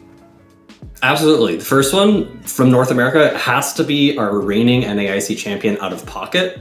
It's no real surprise here, and absolutely is not out of practice. With 11 majors this season, 11 since Honolulu last year, he's placed top 16 or better in all but one of them, including LAIC and EUIC. His only regional win was in Milwaukee, but he showed off a team that was built by a couple of people, Sustenance Eater and Nighttime Clasher, 2 brothers. He was able to pilot it a little bit better than both of those 2 trainers and gets secure victory. It included Malamar, Skullbash Lapras, which was a really key meta read, as well as Tinkaton, which was a bit newer to the Go meta. Out of Pocket has been in the circuit since the beginning, of course. He won our very first regional in the seniors division, back when we had a seniors division. Wow. Back in 2022. Many would argue that Pocket right now is the person to beat if you want to win NAIC. He's extremely consistent, even maybe more so than other consistent players like Lobodage, Lyle Jeffs, it's Axon, who at other various points in the circuit have been the player to beat. I feel really lucky knowing this much about him, that we did get a chance to talk to him just recently and get his insights and a little bit of a sense of his preparation for NAIC. Let's check it out. Hey, Out of Pocket, welcome. Thank you so much for coming on to do the interview. Hello, thanks for having me. Oh, we're really excited to talk to you here. For fans out there who are watching for the first time who may not know too much about competitive Pokemon Go or may not be familiar with you, Out of Pocket, give us like a little breakdown. Where'd you come from? How did you end up here? And why do you love Pokemon Go and competitive so much? Honestly, I've always followed the Pokemon franchise. I played the main series games on my my first ever game was Pokemon Black, and I feel like I've completed all the storylines until Pokemon GO actually dropped, and I kind of dropped everything, made an account, and started catching some Pokemon. And I've always dreamed of playing a video game competitively. I actually started following competitive gaming even before I was kind of like allowed to play online games. I followed other competitive games for a very long time, so I'd always wanted to be on the stage holding a controller, or in this case holding my phone, and performing at the highest level. And you're there now. Yeah. And is it as cool as you thought it would be? Honestly, it's probably even cooler, because a lot of the times I was like 9 or 10, and I was just like, dude, I can play my favorite game and win, and then that's really cool. But now I feel like it's a big like community thing. I have made a lot of like, I would consider potentially like lifelong friends from this game that I have traveled to meet and hang out with, even not for a regional tournament. And I would say it's exceeded my expectations. And that's great to hear, that not only are you finding success, but also a community. Can you tell us a little bit about the experience of maybe hanging out with other top players and getting to know them? Is there sort of a camaraderie at the upper echelons of Pokemon Go gameplay now? I would say there is. I'm in a lot of like group chats, and thanks to them, I've been able to save a lot of money by splitting hotel rooms and other accommodations for these tournaments. And honestly, I also prepare with them a lot. I'd say a good example of this was in Atlanta Regional Championships this year. Me and 2 other people had worked together for like a month in preparation for this tournament, bouncing off teams, bouncing off ideas, matchup knowledge, specifics that maybe one of us would know, but the other ones wouldn't have really thought of. And due to that extensive prep, I actually got 2nd place, and one of my other friends, nighttime class share Eric, he got 5th place in that tournament. We both ran the exact same team. That's great when you work together and you see those results reverberate across multiple victories like that. What's it like when you're practicing with these other top players? You're going to have to go up and compete against them in these tournaments, but you're also sharing information, and you're really innovating a lot when it comes to Pokemon Go. I honestly do get very nervous.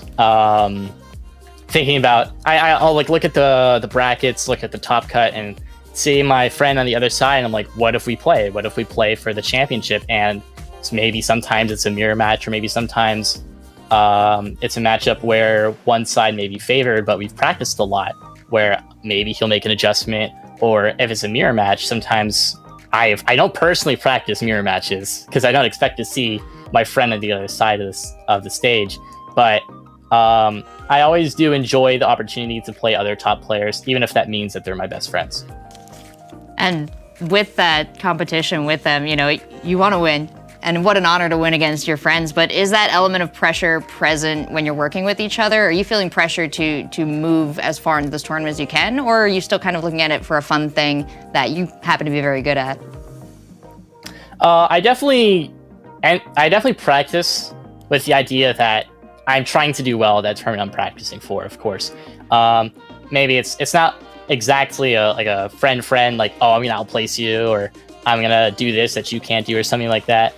But I enjoy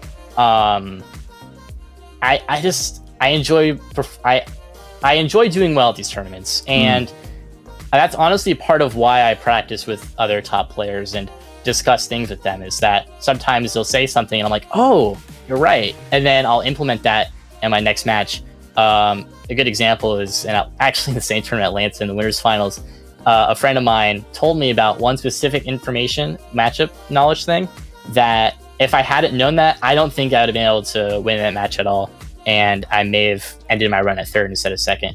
So sometimes you can just be a good player and do well, but a lot of the times it's about your mental game and who you discuss matchups with, who you work with that can push you to the next level. And that is interesting to hear from such a high-level player how important the matchup knowledge and information game is for Pokemon Go. Not just building the team, but knowing specifically how these matchups operate. Is there any other specific moments that you really liked from a past tournament where some clutch piece of information, maybe something only you were privy to, helped you get victory? I would say at my actually most recent win in Milwaukee, I ran the same team as my friend again, Eric, Nighttime Clasher. We both ran the same team, but I had two differences. I had a different moveset on Lapras that we both were running, which completely changed how we played that Pokemon. And then also he had a shadow variant of a Pokemon that I just didn't have. I ran normal Jumpluff and he ran a shadow version of it. And one thing that I knew that I could do that a Shadow Jumpluff user could not was that I could sponge a lot of damage on it. The Shadow multiplier is you take about 1.2 times more damage, which makes potentially 3 shots, 3 hit KOs, 2 hit KOs. But due to me knowing when I can live an extra move or potentially still barely 2 hit KO something that a Shadow may still need to do a KO, I was able to leverage that very well to make specific plays that only worked with the non-Shadow Jumpluff that ended up winning me the tournament. Oh, that's a great story. Yeah. I like that a lot. Knowing those deep numbers, especially when it's so specific to the team that you were running. And when it comes around to all of this prep work and the focus that you've put into building these teams, you have to also take into account, recent changes to the game. Have you felt comfortable with the amount of prep time you've had with this new Delightful Days update? Honestly, I mentioned for Atlanta, I took about a month to prepare. A lot of my good performances have been on the back of maybe not months, but extended time thinking about potentially team comps, what type of build I want to play around. If there's a common team to decide to either run and play the best or run good things against them. And I would say a week and some change, like 10 days, is a little on the lower side for me.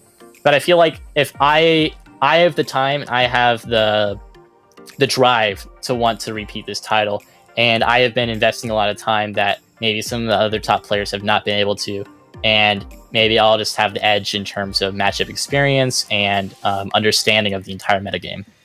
Okay, and since you have been studying the meta and you've been putting in as much prep as possible, I guess I just really want to ask you, is there a Pokemon or a playstyle or a team that you really just don't like playing against in all of your tournament experience?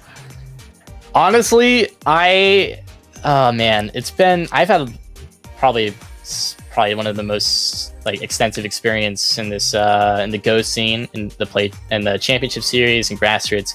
I think honestly, a newly buffed Pokemon from this season, a Delightful Days season, could actually be one of my least favorites to play against. It's this is gonna sound funny. It's Dedenne. So Dedenne has a newly buffed charge move called Parabolic Charge. Parabolic Charge lets Dedenne boost its defenses by 1 stage every 5 fast moves, every 5 seconds. And due to being an electric and fairy typing, only having 2 weaknesses, if you are able to Parabolic Charge and not be taking super effective damage back, you become almost it's very difficult to remove you from the field.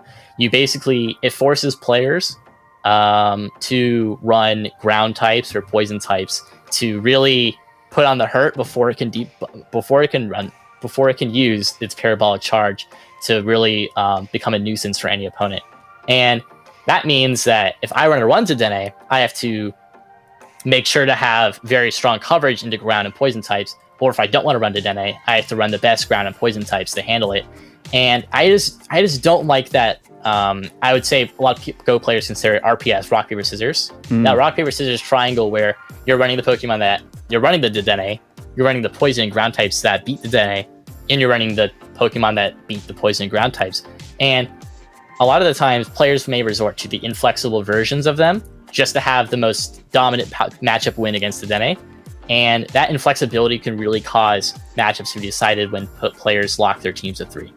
Out of pocket with so little time for the meta to kind of settle before NAIC, we are maybe more concerned about the individual chefs and what they might cook up, as opposed to kind of any settled recipe that might show up on the menu. This is a deep metaphor, but what I'm asking is there anyone out there outside of your kitchen and your team of chefs that you're worried is cooking up something interesting here? Any players that you've kind of faced off against that bring something interesting fairly often?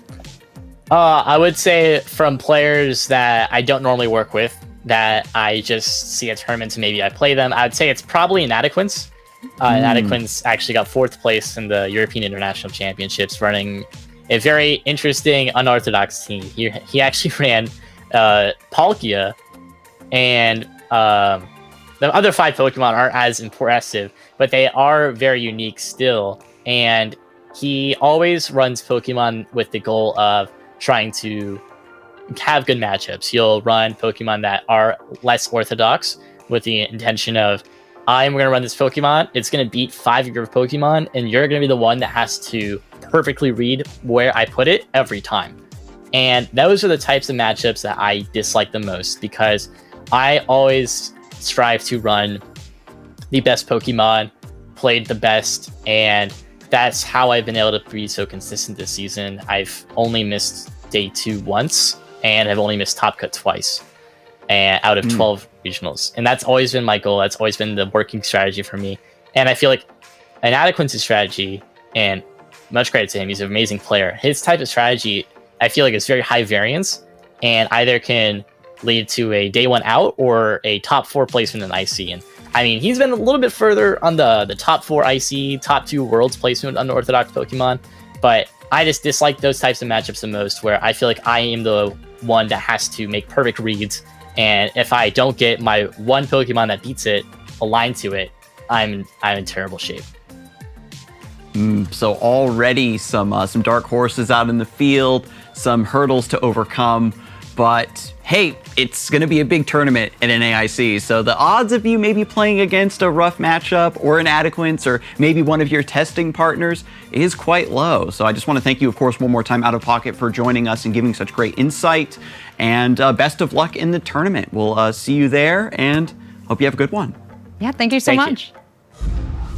Yeah, great insight from Out of Pocket. So much prep work going into his Pokemon Go career and the teams that he's building, and I am a little bit worried that he might run into some of those players in bad matchups he's not looking forward to.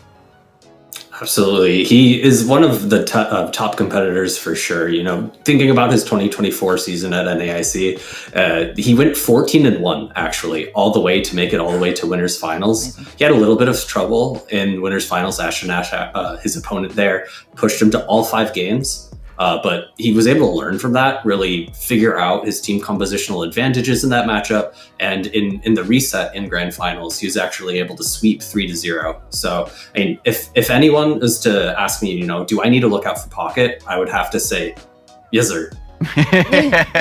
Yes, that is an accurate read. Please look out for Pocket. But we've got multiple threats in this tournament, Nick. It is actually stacked full of competition. So if we're to narrow it down, keep our eyes on some other players. Who you got for us? You know, Pocket mentioned it in the interview. Before we talk about Pokémon, though, I did want to say that Inadequance was one of my choices for doing quite well at this tournament. However, I've got the Shadow Palkia and the Giratina he's so well known for, as well as this Jumpluff. I approve this art. Pokemon. However, I'm so sorry you had to find out like this. I unfortunately, it seems like Inadequance is casting the tournament instead of playing, so guess I don't really need this anymore. We can just toss that to the side and go ahead and talk about Pokémon, right? Mm-hmm. You ripped up your beautiful art? It's creation and destruction. Oh my god, you Giratina the Palkia?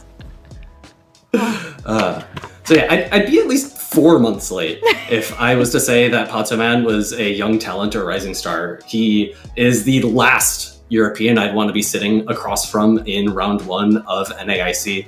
He earned his invite all the way back in the 2023 season from a 2nd place. He had a number of 2nd place finishes in a row before he earned his very first place in Barcelona. Barcelona, he fell short once again. But then in Gdansk, That's where he earned his first place finish and has been really a strong, consistent player since then. 5 out of 6 top 8 finishes in regionals this season. And of course, you cannot forget his run at EUIC this year. It's the main reason that he's got to be on this list. And of course, the win at the IC speaks for itself. But I just want to take a moment to talk about who he had to beat along the way to get there. He had Lyle Jeffs, who is a regional champion of Louisville, Vancouver, Charlotte. Marto Galde, our IC winner for 2025. He also won regional or special events in Santiago, Merida, Lima, Mexico City. And Nataquins, who unfortunately I just had to rip up that wonderful piece of paper for, who was our 2024 winner, World's runner-up, as well as the regional championship in Utrecht in 2024, as well as Ziz Weilis, our regional champion of 2024 in Barcelona. So that's 10 first place finishers that he had to beat in order to get that EUIC title. And that's just not even paying attention to those trainers not first place finishes, as well as the other trainers who he faced who might have had some second or third place medal finishes. He really utilized the bulk of Azumarill, Galarian, Corsola, and Mandibuzz, as well as the high damage output that he had from his 3 shadow Pokemon on the team. That would be Drapion, Marowak, and Walrein. And he dominated everyone he played against. And at the end of the tournament, you could really see the emotion he was displaying on his face. It was a tribute to how difficult the task was, even though he made it look really easy. Yeah, with Pokemon Go, the players are so good that breaking into that upper echelon and finding your footing and proving that you are not just better than these players, but that you can exist and dominate them as well is just a massive achievement in and of itself. Yeah, when a player comes up as fast as him, is it related more towards his ability to kind of execute in the moment with kind of known metas, or has he been cooking a lot of this stuff up? I think it's a bit of both, right? You know, he's building unique teams. The Shadow Walrein prick that he brought to UIC was extremely unique. Not that many people brought it. It had been kind of a mainstay of metas past, but it had not been seen for maybe a year and a half. But also, like Pocket had mentioned, I think he also has like good practice partners. He's made a lot of friends in the community. And I think those two things combined have been really a great reason behind his really solid performances this year as well as last year. Oh, great call out to keep an eye on him. Who else you got for us? Well, of course, from the LATAM region, we're going to have to talk about our LAIC winner, Marto Galde. Ooh. Do you want to tell him? I don't. We actually scooped him up to help us behind the scenes for NAIC. I'm so sorry. So he's not going to be there. He might be the GOAT, but he's ruining my segment right now. We're going to have to talk about Richie instead. Richie is just the nicest guy. You can see it here. In addition to his high-level gameplay, he's known for his big smile. I had the chance to get to know him a little bit better at LAIC this past year. And, whether he's battling up on stage or whether he's hanging out with friends, he's just constantly smiling, constantly jovial, and in a great mood. He's very consistent at events both in NA as well as Latin America, and I've got a few tournaments that I'd like to highlight for him. His first tournament win actually came in 2023 in Charlotte. The meta was very different back then. Shadow and Ninetales and Swamperts were the main 2 Pokemon that you had to look out for. But he's had some really good tournament placements since. So 2025 at EUIC, he had a spice pick of Shadow Pidgeot that he was able to utilize in order to take down some really strong players. Sustenance Eater, we've heard his name mentioned a few times, as well as Sir Corey. I'm going to try my best to pronounce this name. San Hudigo? Not my native language, of course. C. Leonardo. And then he lost, of course, to Ziz Weilis and Kazim, 2 players who are regional champions. So really, understandable. If you're going to lose to anyone, they're not bad people to lose to whatsoever. Got quite far there, and it sounds like we heard this in the interview with Out of Pocket. It really pays off to be friendly, to be talking to the other competitors in this space. You're picking up a lot of great tips here. That smile really might pay off for him. Yeah, it just shows he has really good, just positive attitude, and that's going to help him keep untilted, right? And maybe shirk off some of the pressure from such a big tournament. Yeah, I might have been a little bit like you, Scars, like when I was younger, have a little bit of a toxicity problem sometimes on video games online. You know, as you get older, that kind of goes away a little bit, but definitely not the case for Richie. All smiles, always a positive attitude, always a great competitor. You know, he's had some other great tournament runs, tied 9th in NAIC last year. So, you know, he's going to definitely want to make a great repeat performance here. He won the 2025 Bogota Special Championships, defeating trainer Deakis in the grand finals, who surprisingly, he played early in the tournament back in round 2. So Deakis must have made a really long losers run in order to face again in grand finals. And of course, he had to use everyone's favorite Pokemon, a Pokemon that we all know is very good, Jumpluff. Oh yeah, Jumpluff, very storied history, I think, not just in Pokemon Go, but across just the entire franchise. Love that floofy guy. Floofy guy there. Access to acrobatics really made it powerful. You've been hitting on it across the discussion of the players here, but how would you describe the meta heading into NAIC? Some recent move changes, some new Pokemon coming to the forefront.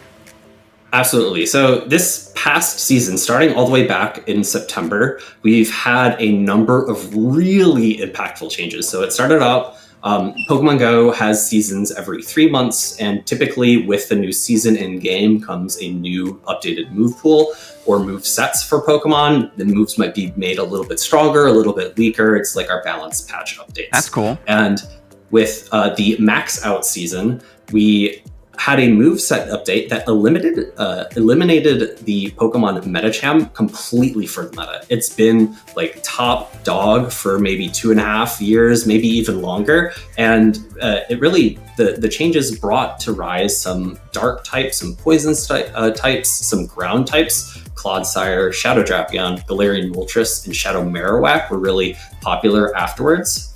We had a couple of smaller updates in between. Dual Destiny is the name of the second one, and it brought some niche water types like Starmie and Bibarel into the meta, and we actually got to see them on stage a couple of times.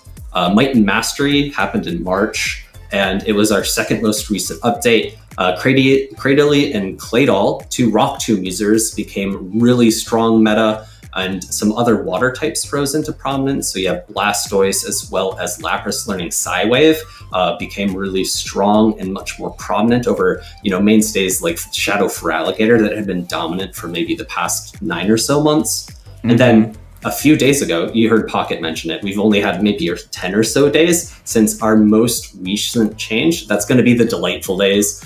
Bug types got a really big buff to their fast attacks, so you're going to be seeing Pokemon like Golisopod and Gligar, who have previously been popular, but also some new Pokemon like Metang as well as Samurott. I'm not sure how common those Pokemon are seen in the other games. I can't imagine Metang's been around too much, but in addition to those, players know.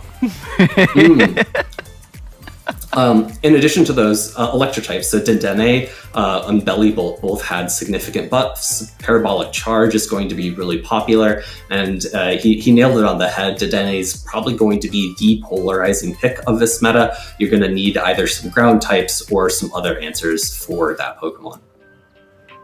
But overall, yeah, there's so much to cover, and I love that the Pokemon Go community has been able to constantly shift and adapt with all of these updates and seasons. Yeah, definitely one of the most definitely a top skill. Mm-hmm.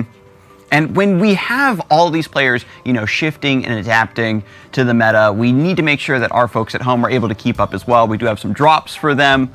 Make sure you tune into NAIC. You pick up this Mandibuzz.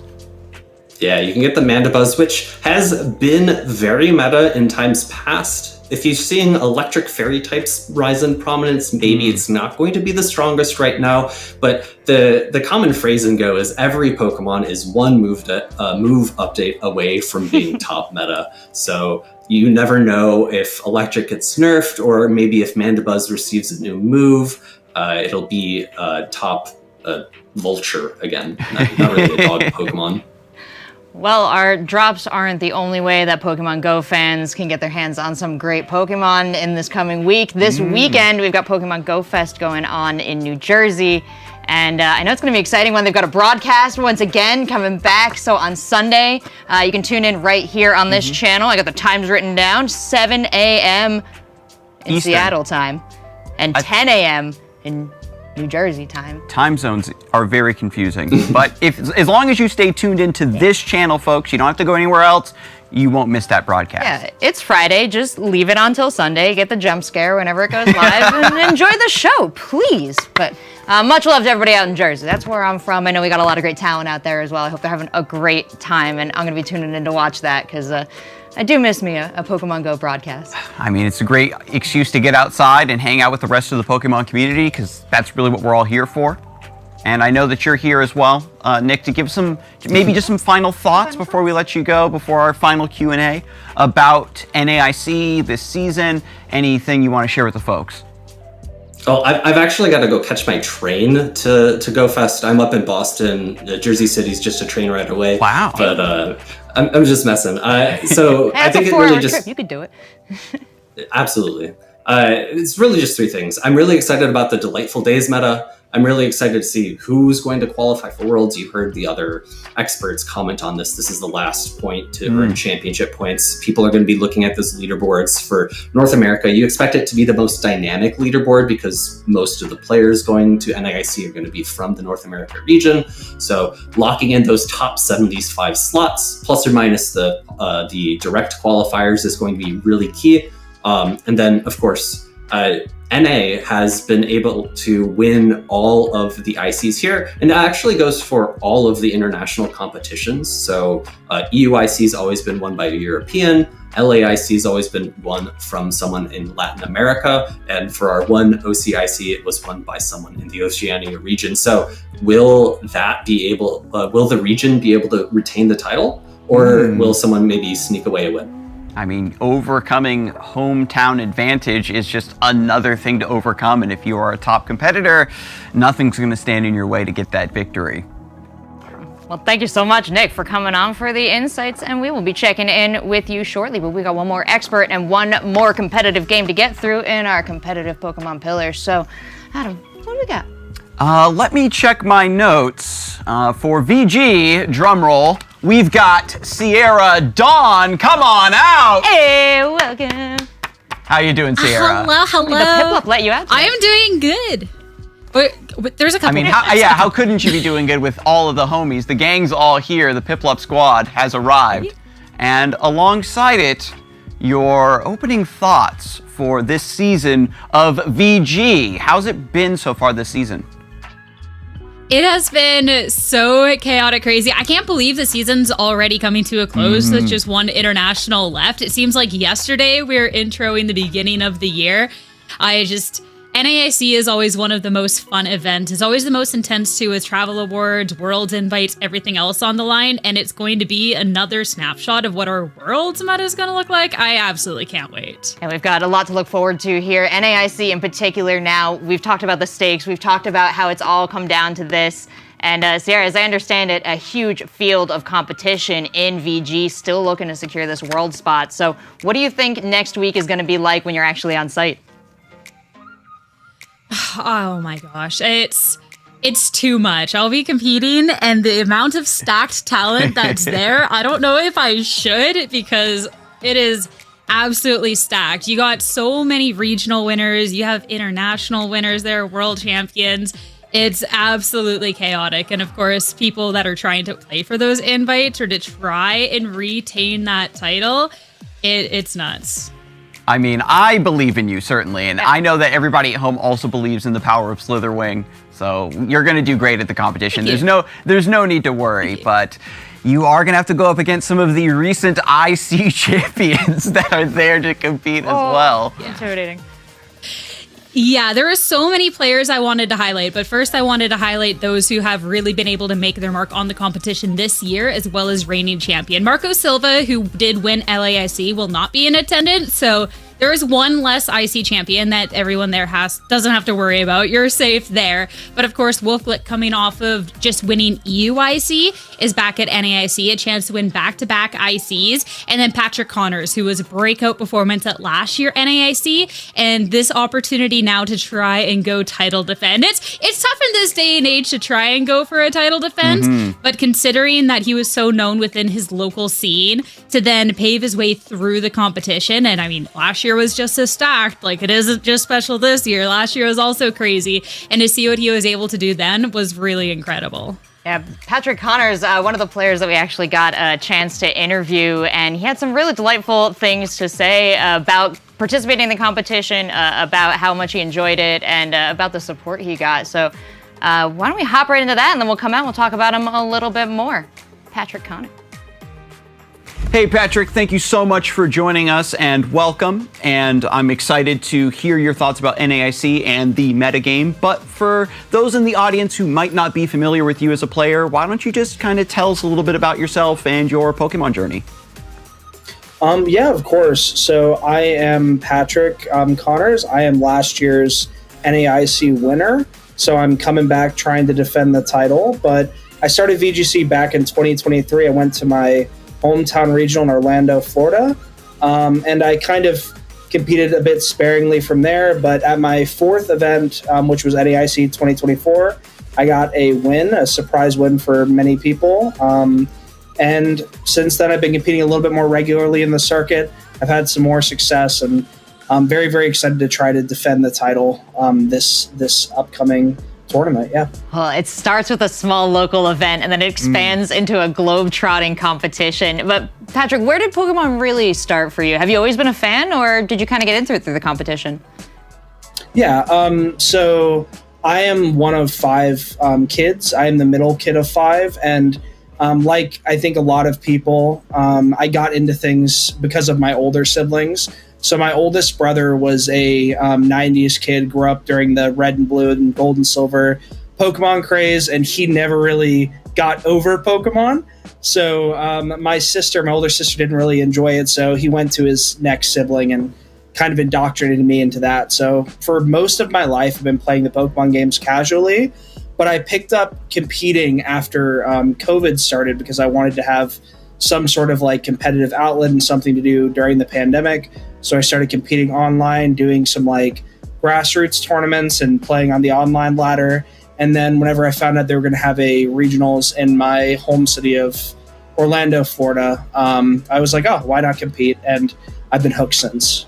Yeah, that competitive outlet, that new hobby is really important. And I'm glad to hear that, you know, it's something you do with your family because of your family. And I know they did come out to support you at last year's NAIC. What was that like, you know, to win that event and have them there in that moment to celebrate with you?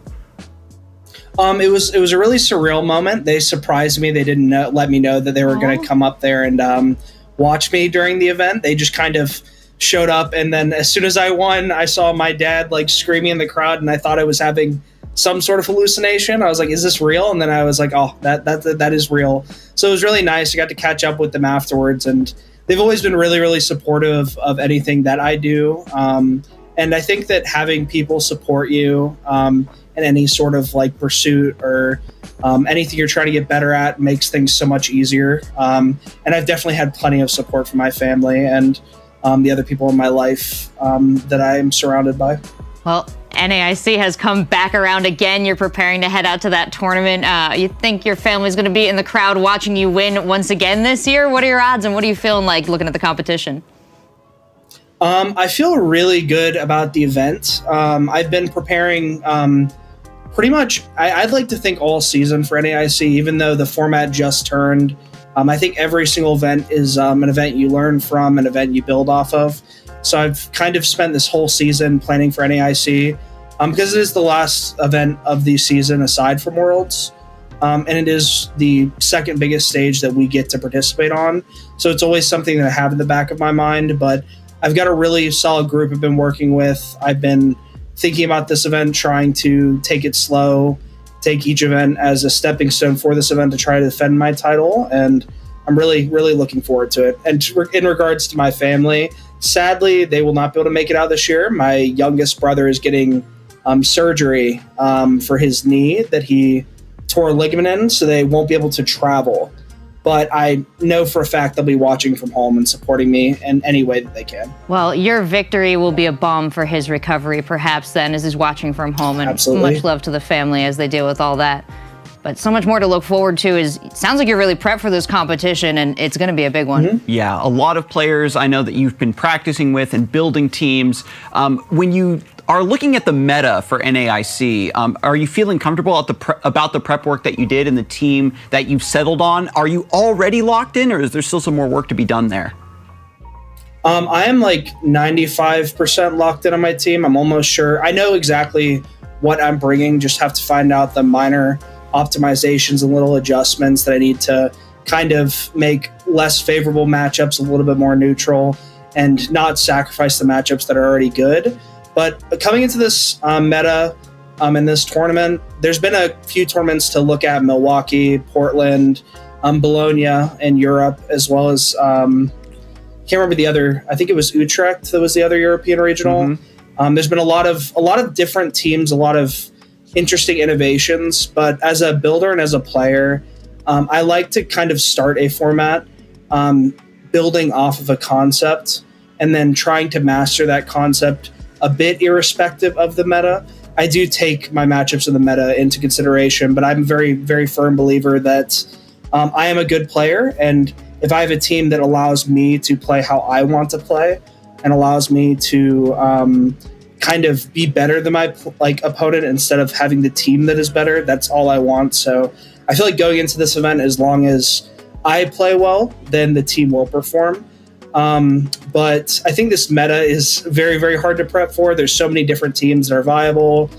There's so many different archetypes that are kind of adapting and changing week by week. But I think that with all of that volatility, the best thing I can do as a player, and something that I've always done, is make sure that what I can control, what teams I use, is a constant.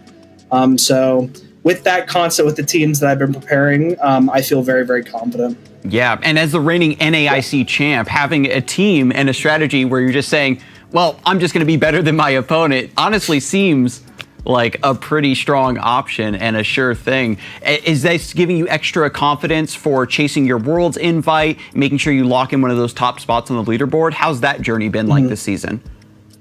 I haven't been able to compete as much as other top players. Like I mentioned, I've always kind of only been able to attend like 2 to 3 events a year at most.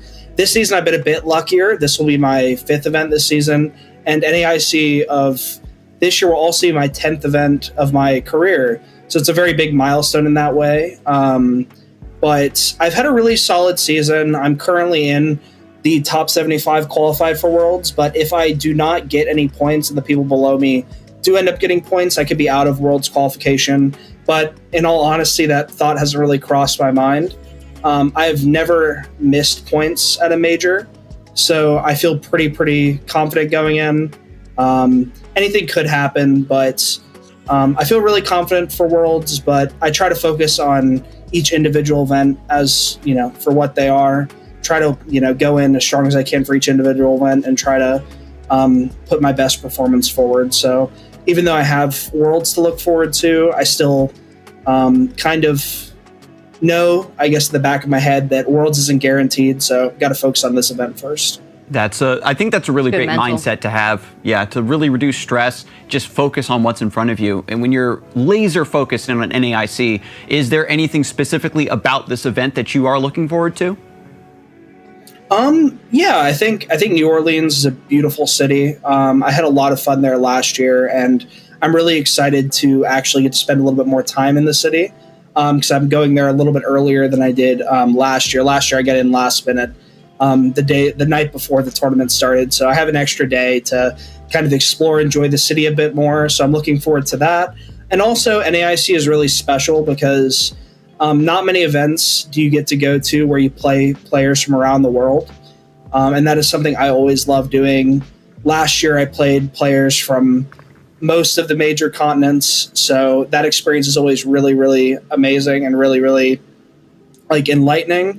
So I really, really look forward to playing some excellent players that I normally wouldn't get to face in our regional level events because the internationals are just that much more high stakes and appealing for players to travel to. Well, I know you've got your eye on the prize. You've got that great philosophy with the come for me setup. So I don't want to ask about things you're worried about. I just want to know, what are you most looking forward to? What do you want everybody out there to know about you when you go out on stage to play? Your family's watching, they're cheering for you. You've got a great group of friends that you've been working with to build your team. So what are you just hoping to represent out there?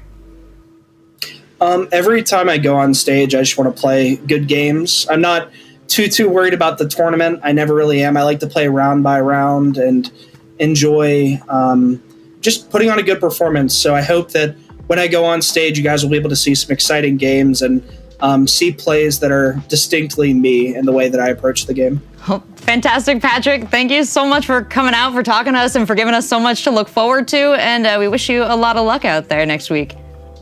Yeah, thank you guys so much. It was a pleasure, and I appreciate you guys having me. Thanks for coming. Certainly a unique perspective from Patrick there, at least among the competitors that we interviewed today. So many of them so hyper aware of what they're going to have to face and looking at the overall gestalt of these tournaments. But Sierra and Patrick, we have a player that is just round by round focused on winning. Do you think that's to his benefit? Cat. Oh, yes. Yeah, like Patrick Connors is talking, like everyone is sat and listening, even the cat's out here, all right? And now that Patrick's gone, maybe the cat disappears too. But I mean, a lot of pressure for Patrick going into this. So I do like the mentality of round by round. And I think Patrick last year had such a safe and confident approach to how he played the game, which is going to be so needed going into NAIC. Currently, he was talking a little bit about how he hasn't gotten to compete too much this season. We're looking at top 75 for NA to qualify for Worlds, and he is at that 75th spot, which is a little stressful. And a couple of the players that are below him on the standings are some really formidable players that are like pillars and standpoints within NA for VGC. You're talking about Jody Azzarelli, you're talking about Brady Smith, Nick Navarre, like it's crazy. So I like the approach. I think that'll be good for him. Yeah, to be the defending champion, but also be a little bit of an underdog is such a strange position to be in going into this competition. And he's fighting on the leaderboard alongside not just those names that you mentioned, but some other players that you've picked out specifically to take a look at for this tournament. Yeah, the players that I focused on are more so near the top end of the leaderboard for this one. So more so they're going to be playing for, the money, the glory, travel awards, that sort of stuff. And first player to talk about, gotta talk about number one NA, of course, going into a North American regional, and talk about Joseph Ugarte. I know, but there's only so many times that somebody could be number one NA, and you have to talk about them for an event as well, especially too when you're looking back at the last time we had a restricted meta back in 2022. He actually got top 4 at that NAIC with a double restricted pairing. Was very proficient in that meta and has been somebody throughout Regulation G that has been really, really consistent as well, just coming off of a top 8 at EUIC, which is also a stacked competition. I shouldn't really have to say the competition's stacked anymore because that's just a given at this point. But yeah, definitely somebody to really watch out for going into the internationals. Normally does have to get to have a really strong internationals performance. So yeah. Very impressive. I mean, even throughout just the regular season. So this is not the Miraidon team that I was talking about that he was quite strong with throughout Regulation G. But of course, Miraidon is a Pokemon that even within the new regulation has been extremely strong just with different partners. And there is a lot of different core parts of that team that have been adopted into this part of the regulation with a different look, looking at stuff like the Grimmsnarl, etc. So I think when somebody has that sort of level of proficiency already, that being able to kind of adapt into the international meta should be easy, even if the Portland wasn't necessarily, the competition this time around for him. Yeah, a lot of players have mentioned that even with the double restricted format, there's still so many options about how you want to play, what you want to bring, what duo you're going to be leaning into and building around that. And there's so many other players that have made their selections to make your top list as well. Yeah, now I only got to pick a few players for this, and it was really tough. So I wanted to make sure it was one per region. And going over and talking about the EU region, this one is really, really tough. Number one globally and number one in EU, Marco Silva, is not attending. And there's a lot of really strong EU talent that I really did want to talk about. Fede Campo, who won a regional this season, Victor Medina, who got second place at LAIC. But in the end, I had to say Michael Kelsch for this. He has won 2 regionals this season, just won Utrecht, which was within this regulation. So I think that's just bodes really well going into something like an international. And as a player that, I mean, maybe not top of the leaderboards, but he's still 8th globally. So, oh no, you know, but it's a really just strong player all around. So I think definitely had to be my spotlight pick for EU going into this event. And when are we going to see him like at his strength in a match? Based on your history, watching him compete, when does he really tend to pop off?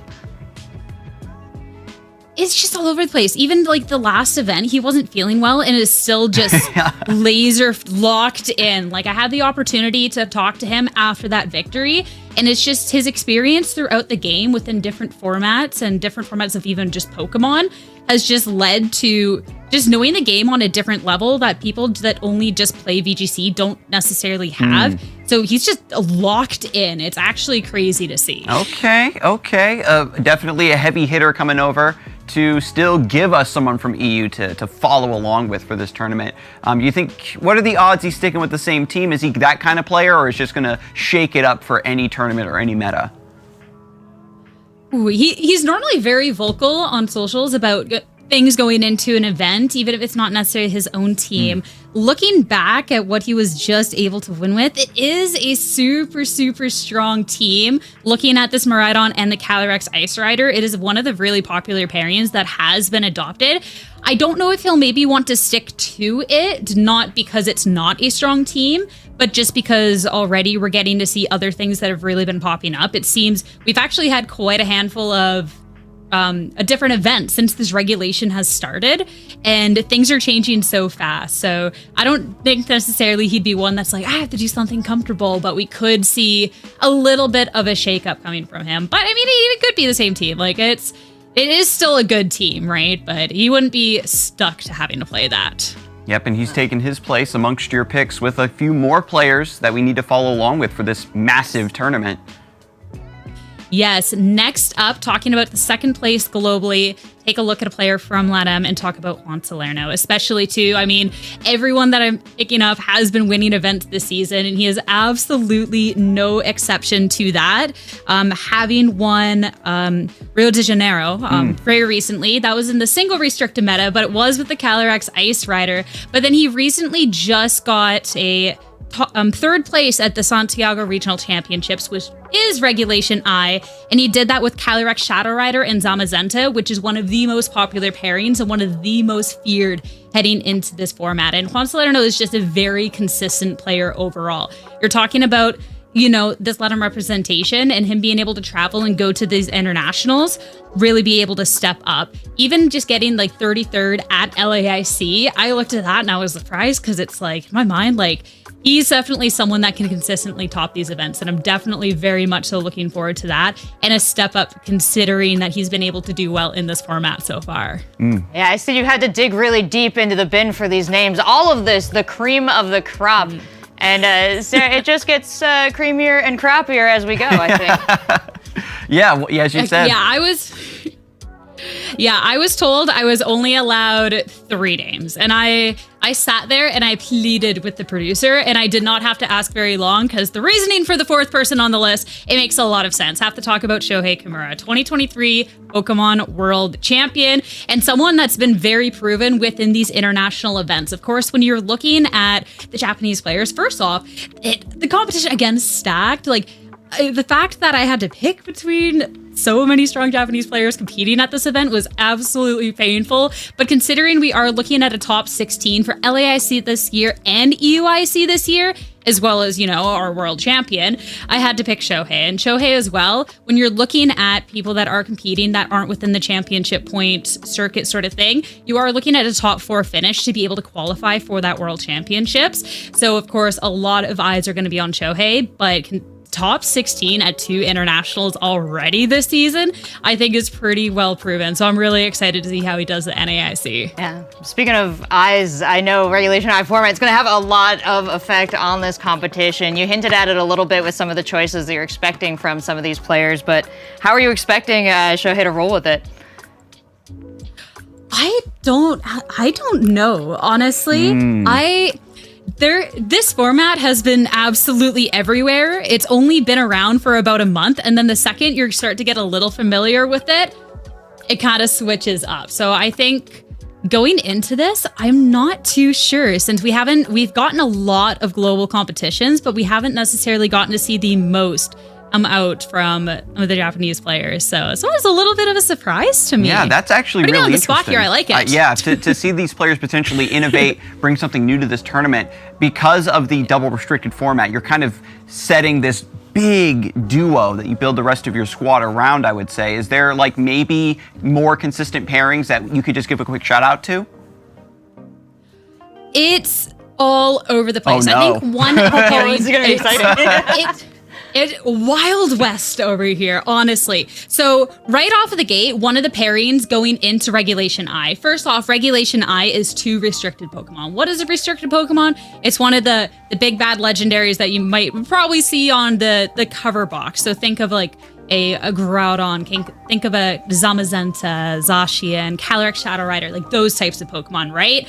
Our past format, you're allowed 1. Now you're allowed 2 of them. The very most feared going into it was the Calyrex Shadow Rider and Zamazenta. Zamazenta heading into Scarlet and Violet did receive Body Press, so going into restricted meta has been a really, really strong restricted in comparison to the Sword and Shield era. And it took a couple of events for it to actually top the events, because everyone then started bringing out different Pokemon. Miraidon and Calyrex Ice Rider, Miraidon Lunala were pairings that did really, really well. Then all of a sudden, our most recent special championships in Bologna had the Zamazenta Calyrex Shadow Rider mirror in the finals. Okay, so it came full circle. Pairing up against each other. Full circle, and Calyrex Shadow Rider at that event was 50% of the day 2 usage. Paired up with the Zamazenta is exceptionally strong because they cover for each other's weaknesses really well and pressure into opposing your Calyrex Shadow Rider and Zamazentas.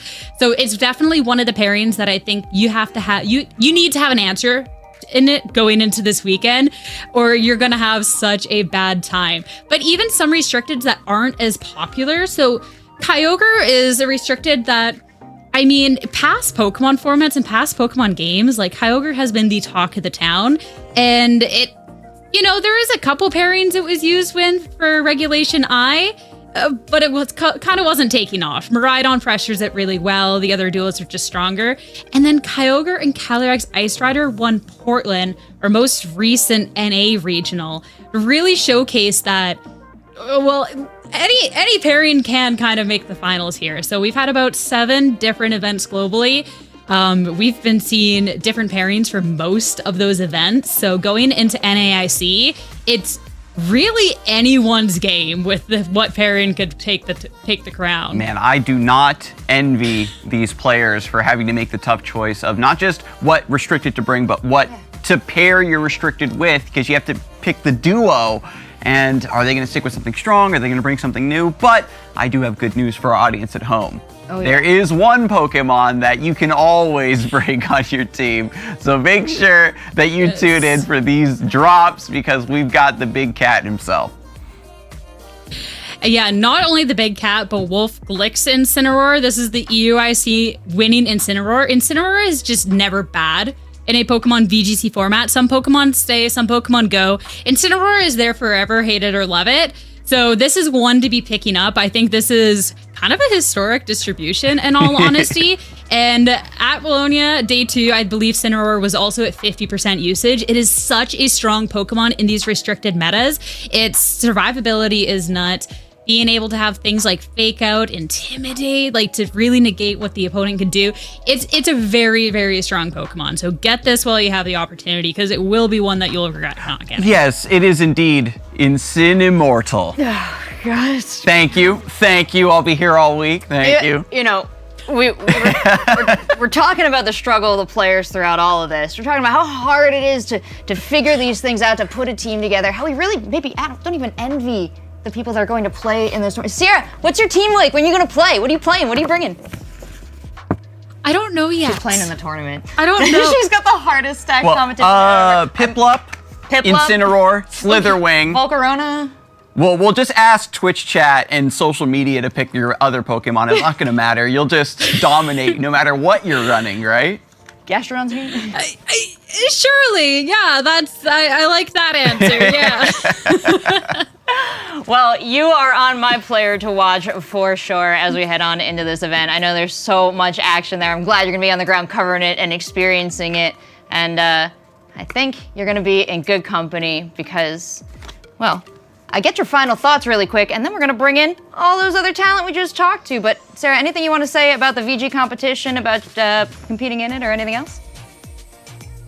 And yeah, if you're going, best of luck. It is going to be absolutely so much fun. If it's your first international event, enjoy every single moment. They never get any less special. It's going to be a great time. And if you're tuning in for the first time to watch, there is a lot of amazing players and amazing storylines within the scene. And this is all gearing up for the World Championship. So it's never too late to jump on in. The water's warm, get acquainted with Pokemon VGC. It's going to be a really fun time. And as an audience, you couldn't be in better hands to follow all the action, to learn about the competition, and to enjoy it, because we have our wonderful talent all throughout the year and here on the call to break down NAIC. We've had Sierra Dawn. Let's bring our others back and catch up with some final thoughts, some hot takes, and answer some questions from social media. Yeah, heck yeah. Welcome back, everybody. Thank you. Hello. Wow, welcome. I just want to check in with Zoinks really quick before we get going, because I noticed that there's a lot more writing on the board than when we last spoke to you. Yeah, we've had a great pre-show here today. I found some stuff from chat. I found some stuff from, live takes. I'll start at the bottom and work our way up. When Adam said that Cornerstone scares children, I put that down in C tier. I think that, unfortunate. Phoebe had some really beautiful art, which was immediately going to go into S tier, but then upon ripping it did fall down into the B tier. Recently, we had Ensign Immortal. Unreal take. Loved that one from Skarsgård. That goes A. Chat did say that cowboy hats are amazing. That goes up in an S tier. And I believe we also just have a cat. So there was a cat. Oh, yes, of course. Easy S. Yeah. Mhm. Easy S. Yeah. That wasn't That too one's hard. just low-hanging fruit. Somebody had to just claim that one. Well, I look forward to you adding to this as we get through our social media questions and our hot takes. And it looks like we've got our first question from social media. Is that what that is there? We're going to have to read that out. Outside of grinding matches, analyzing magic, consider for the tournament. So, little inside baseball for y'all. We got a big old monitor where I would normally read that off, but one of my dear friends who operates the camera is sitting kind of right in front. It's okay. Aside from grinding matches and just general practice for a tournament, what other tips go into being a successful competitor? What do you think, Zoinks? I've always been a big proponent of study. You always look to the people who have achieved a lot of really big things, see what they're doing well, take what fits your style, try to implement it. But yeah, studying top players, watching top level competition, and taking what you can learn from it, and potentially even finding stuff you can do better. Ethan, besides just, grinding matches on the ladder like I do, and what else do you do to prep for a tournament? I'm going to revolutionize the wheel here and spit some knowledge. Go to bed before the event. Get a good night's sleep before you go there. That's crazy. He's going to live write this on the board? Are you kidding me? Oh, I wrote it as bedtime low tier, apparently. Low tier, dang. Bedtime reaction. But seriously, you need to be in the right mental headspace. I think one common thing that a lot of players in their interviews said across so many different titles is take it round by round. And looking at everything in the big picture is very overwhelming, especially when you see there's, at least for TCG, 14 rounds, single elimination cut. You got to make sure you're in the right mental headspace, get a good night's sleep, eat a good breakfast, and play your best Pokemon. Okay, That is some Delia Ketchum solid advice. Thank you. But for Pokemon Go, tournament prep, we've talked about sharing matchup knowledge, going to bed early. Is there anything else that's the recipe for success? Well, Ethan just yoinked mine, so I'll have to Oh take no, some double go to inspiration. bed? Go to bed twice. Listen, dads, I don't have to listen to you. I'll take some inspiration from Sierra's background and say, surround yourself with your friends. These events they're competitive, they're great, but they are also about the fun. And you're there with your friends, have a good time, and that is a good way to also do well. And Sierra, now that you've taken all the good points, you've got to come up with something on the spot, I'm sure. Mine saved. It's all good. Though I thought Nick, when he said he's talking about the background, the more accurate answer would be max out your credit card on Pokemon plushies. I would not recommend that one, as cool as the Pokemon Center is. But no, for real, along the mental is like, this is like, stop. You're good. She's being suffocated by all the plushies.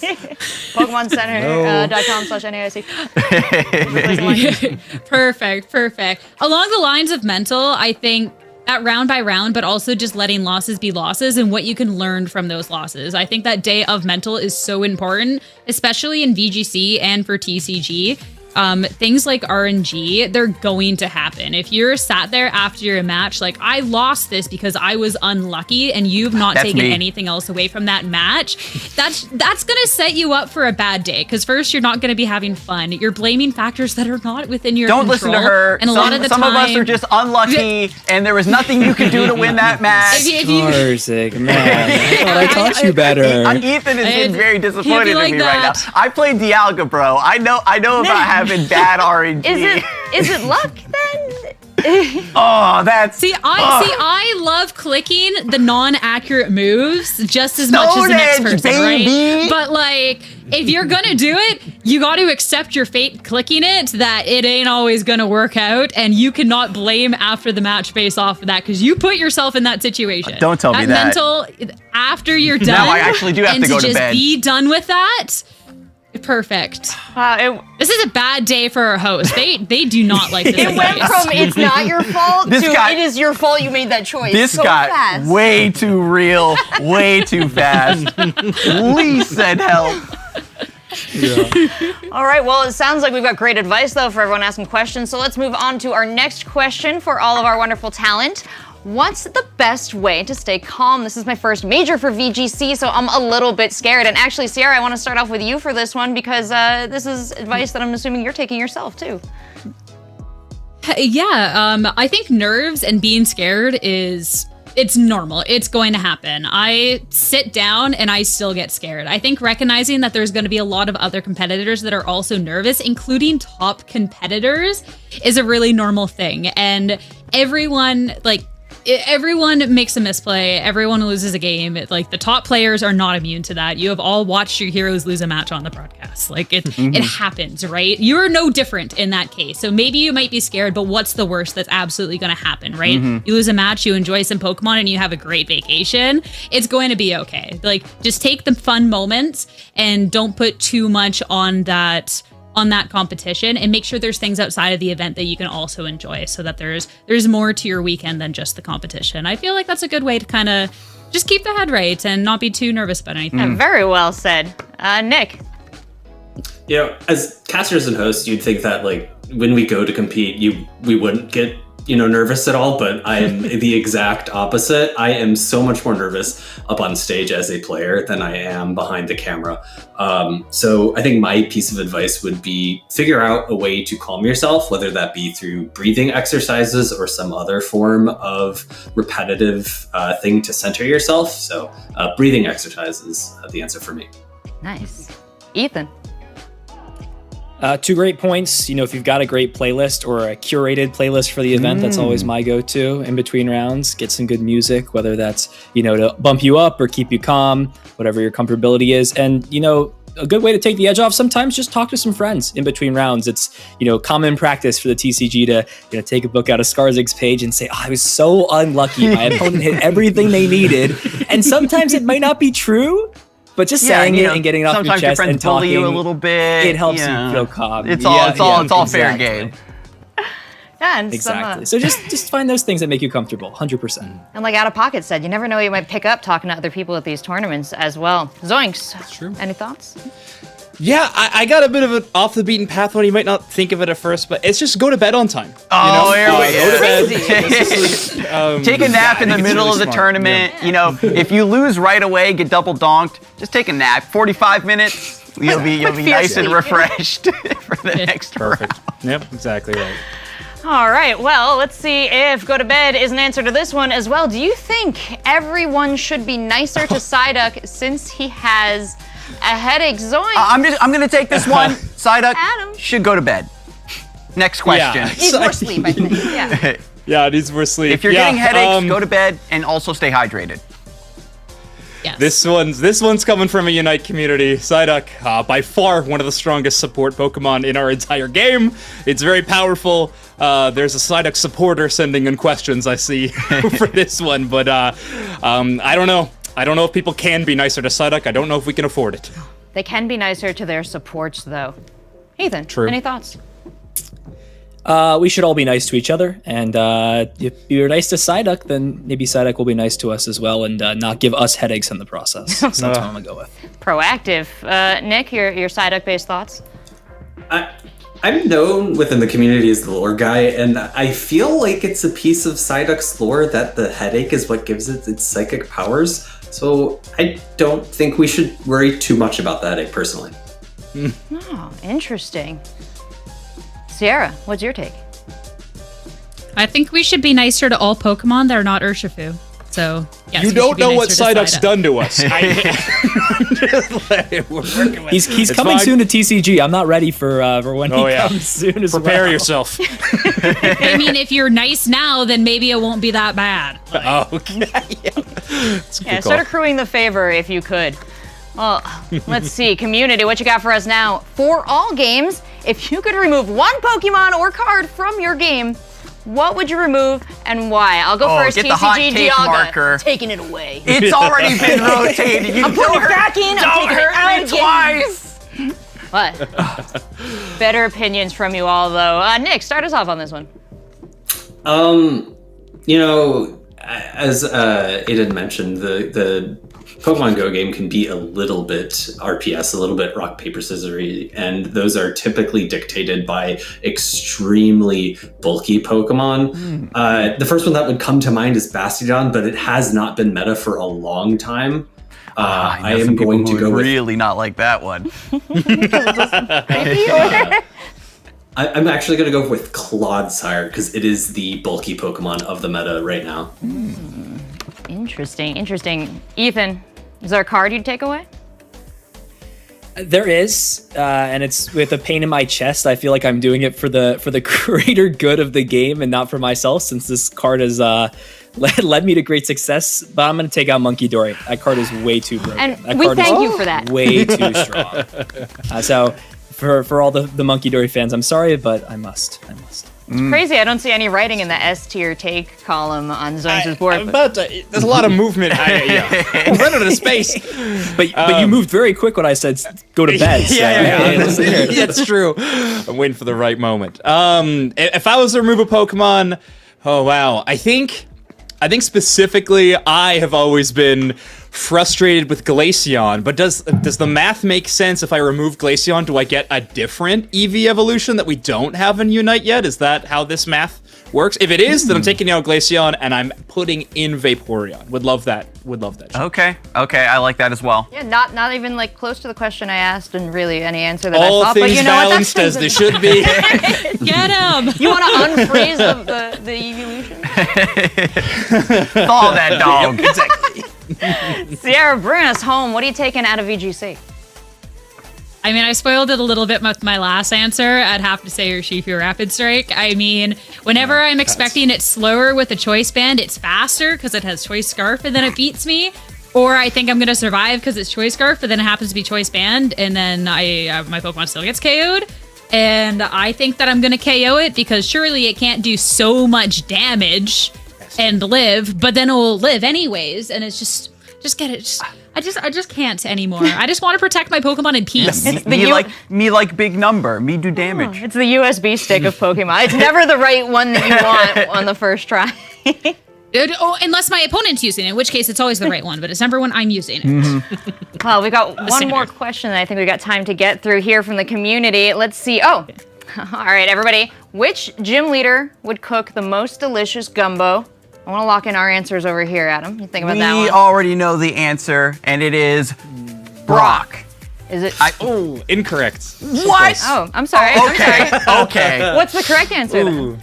It's tough. Okay. I mean, I'm sure other people are saying Brock. My vouch, now I already have to backtrack. Well, not technically a gym leader, but a trial captain, which is a very close equivalent. It's Mallow. I think Mallow, an incredible gumbo cook. You know, a lot of the time people are like spicy, fire type. I don't know when people thought that fire equaled spice. Clearly, cooking, it's plants. And then I want a grass type trainer in there in the mix. Mallow, notable professional cook from Alola. I think it's locked up. Easy answer. Do they make gumbo in Alola? I know that they're famous for their pancakes. They'll stick it in a malasada. They're capable of it. I don't know if it's all the time.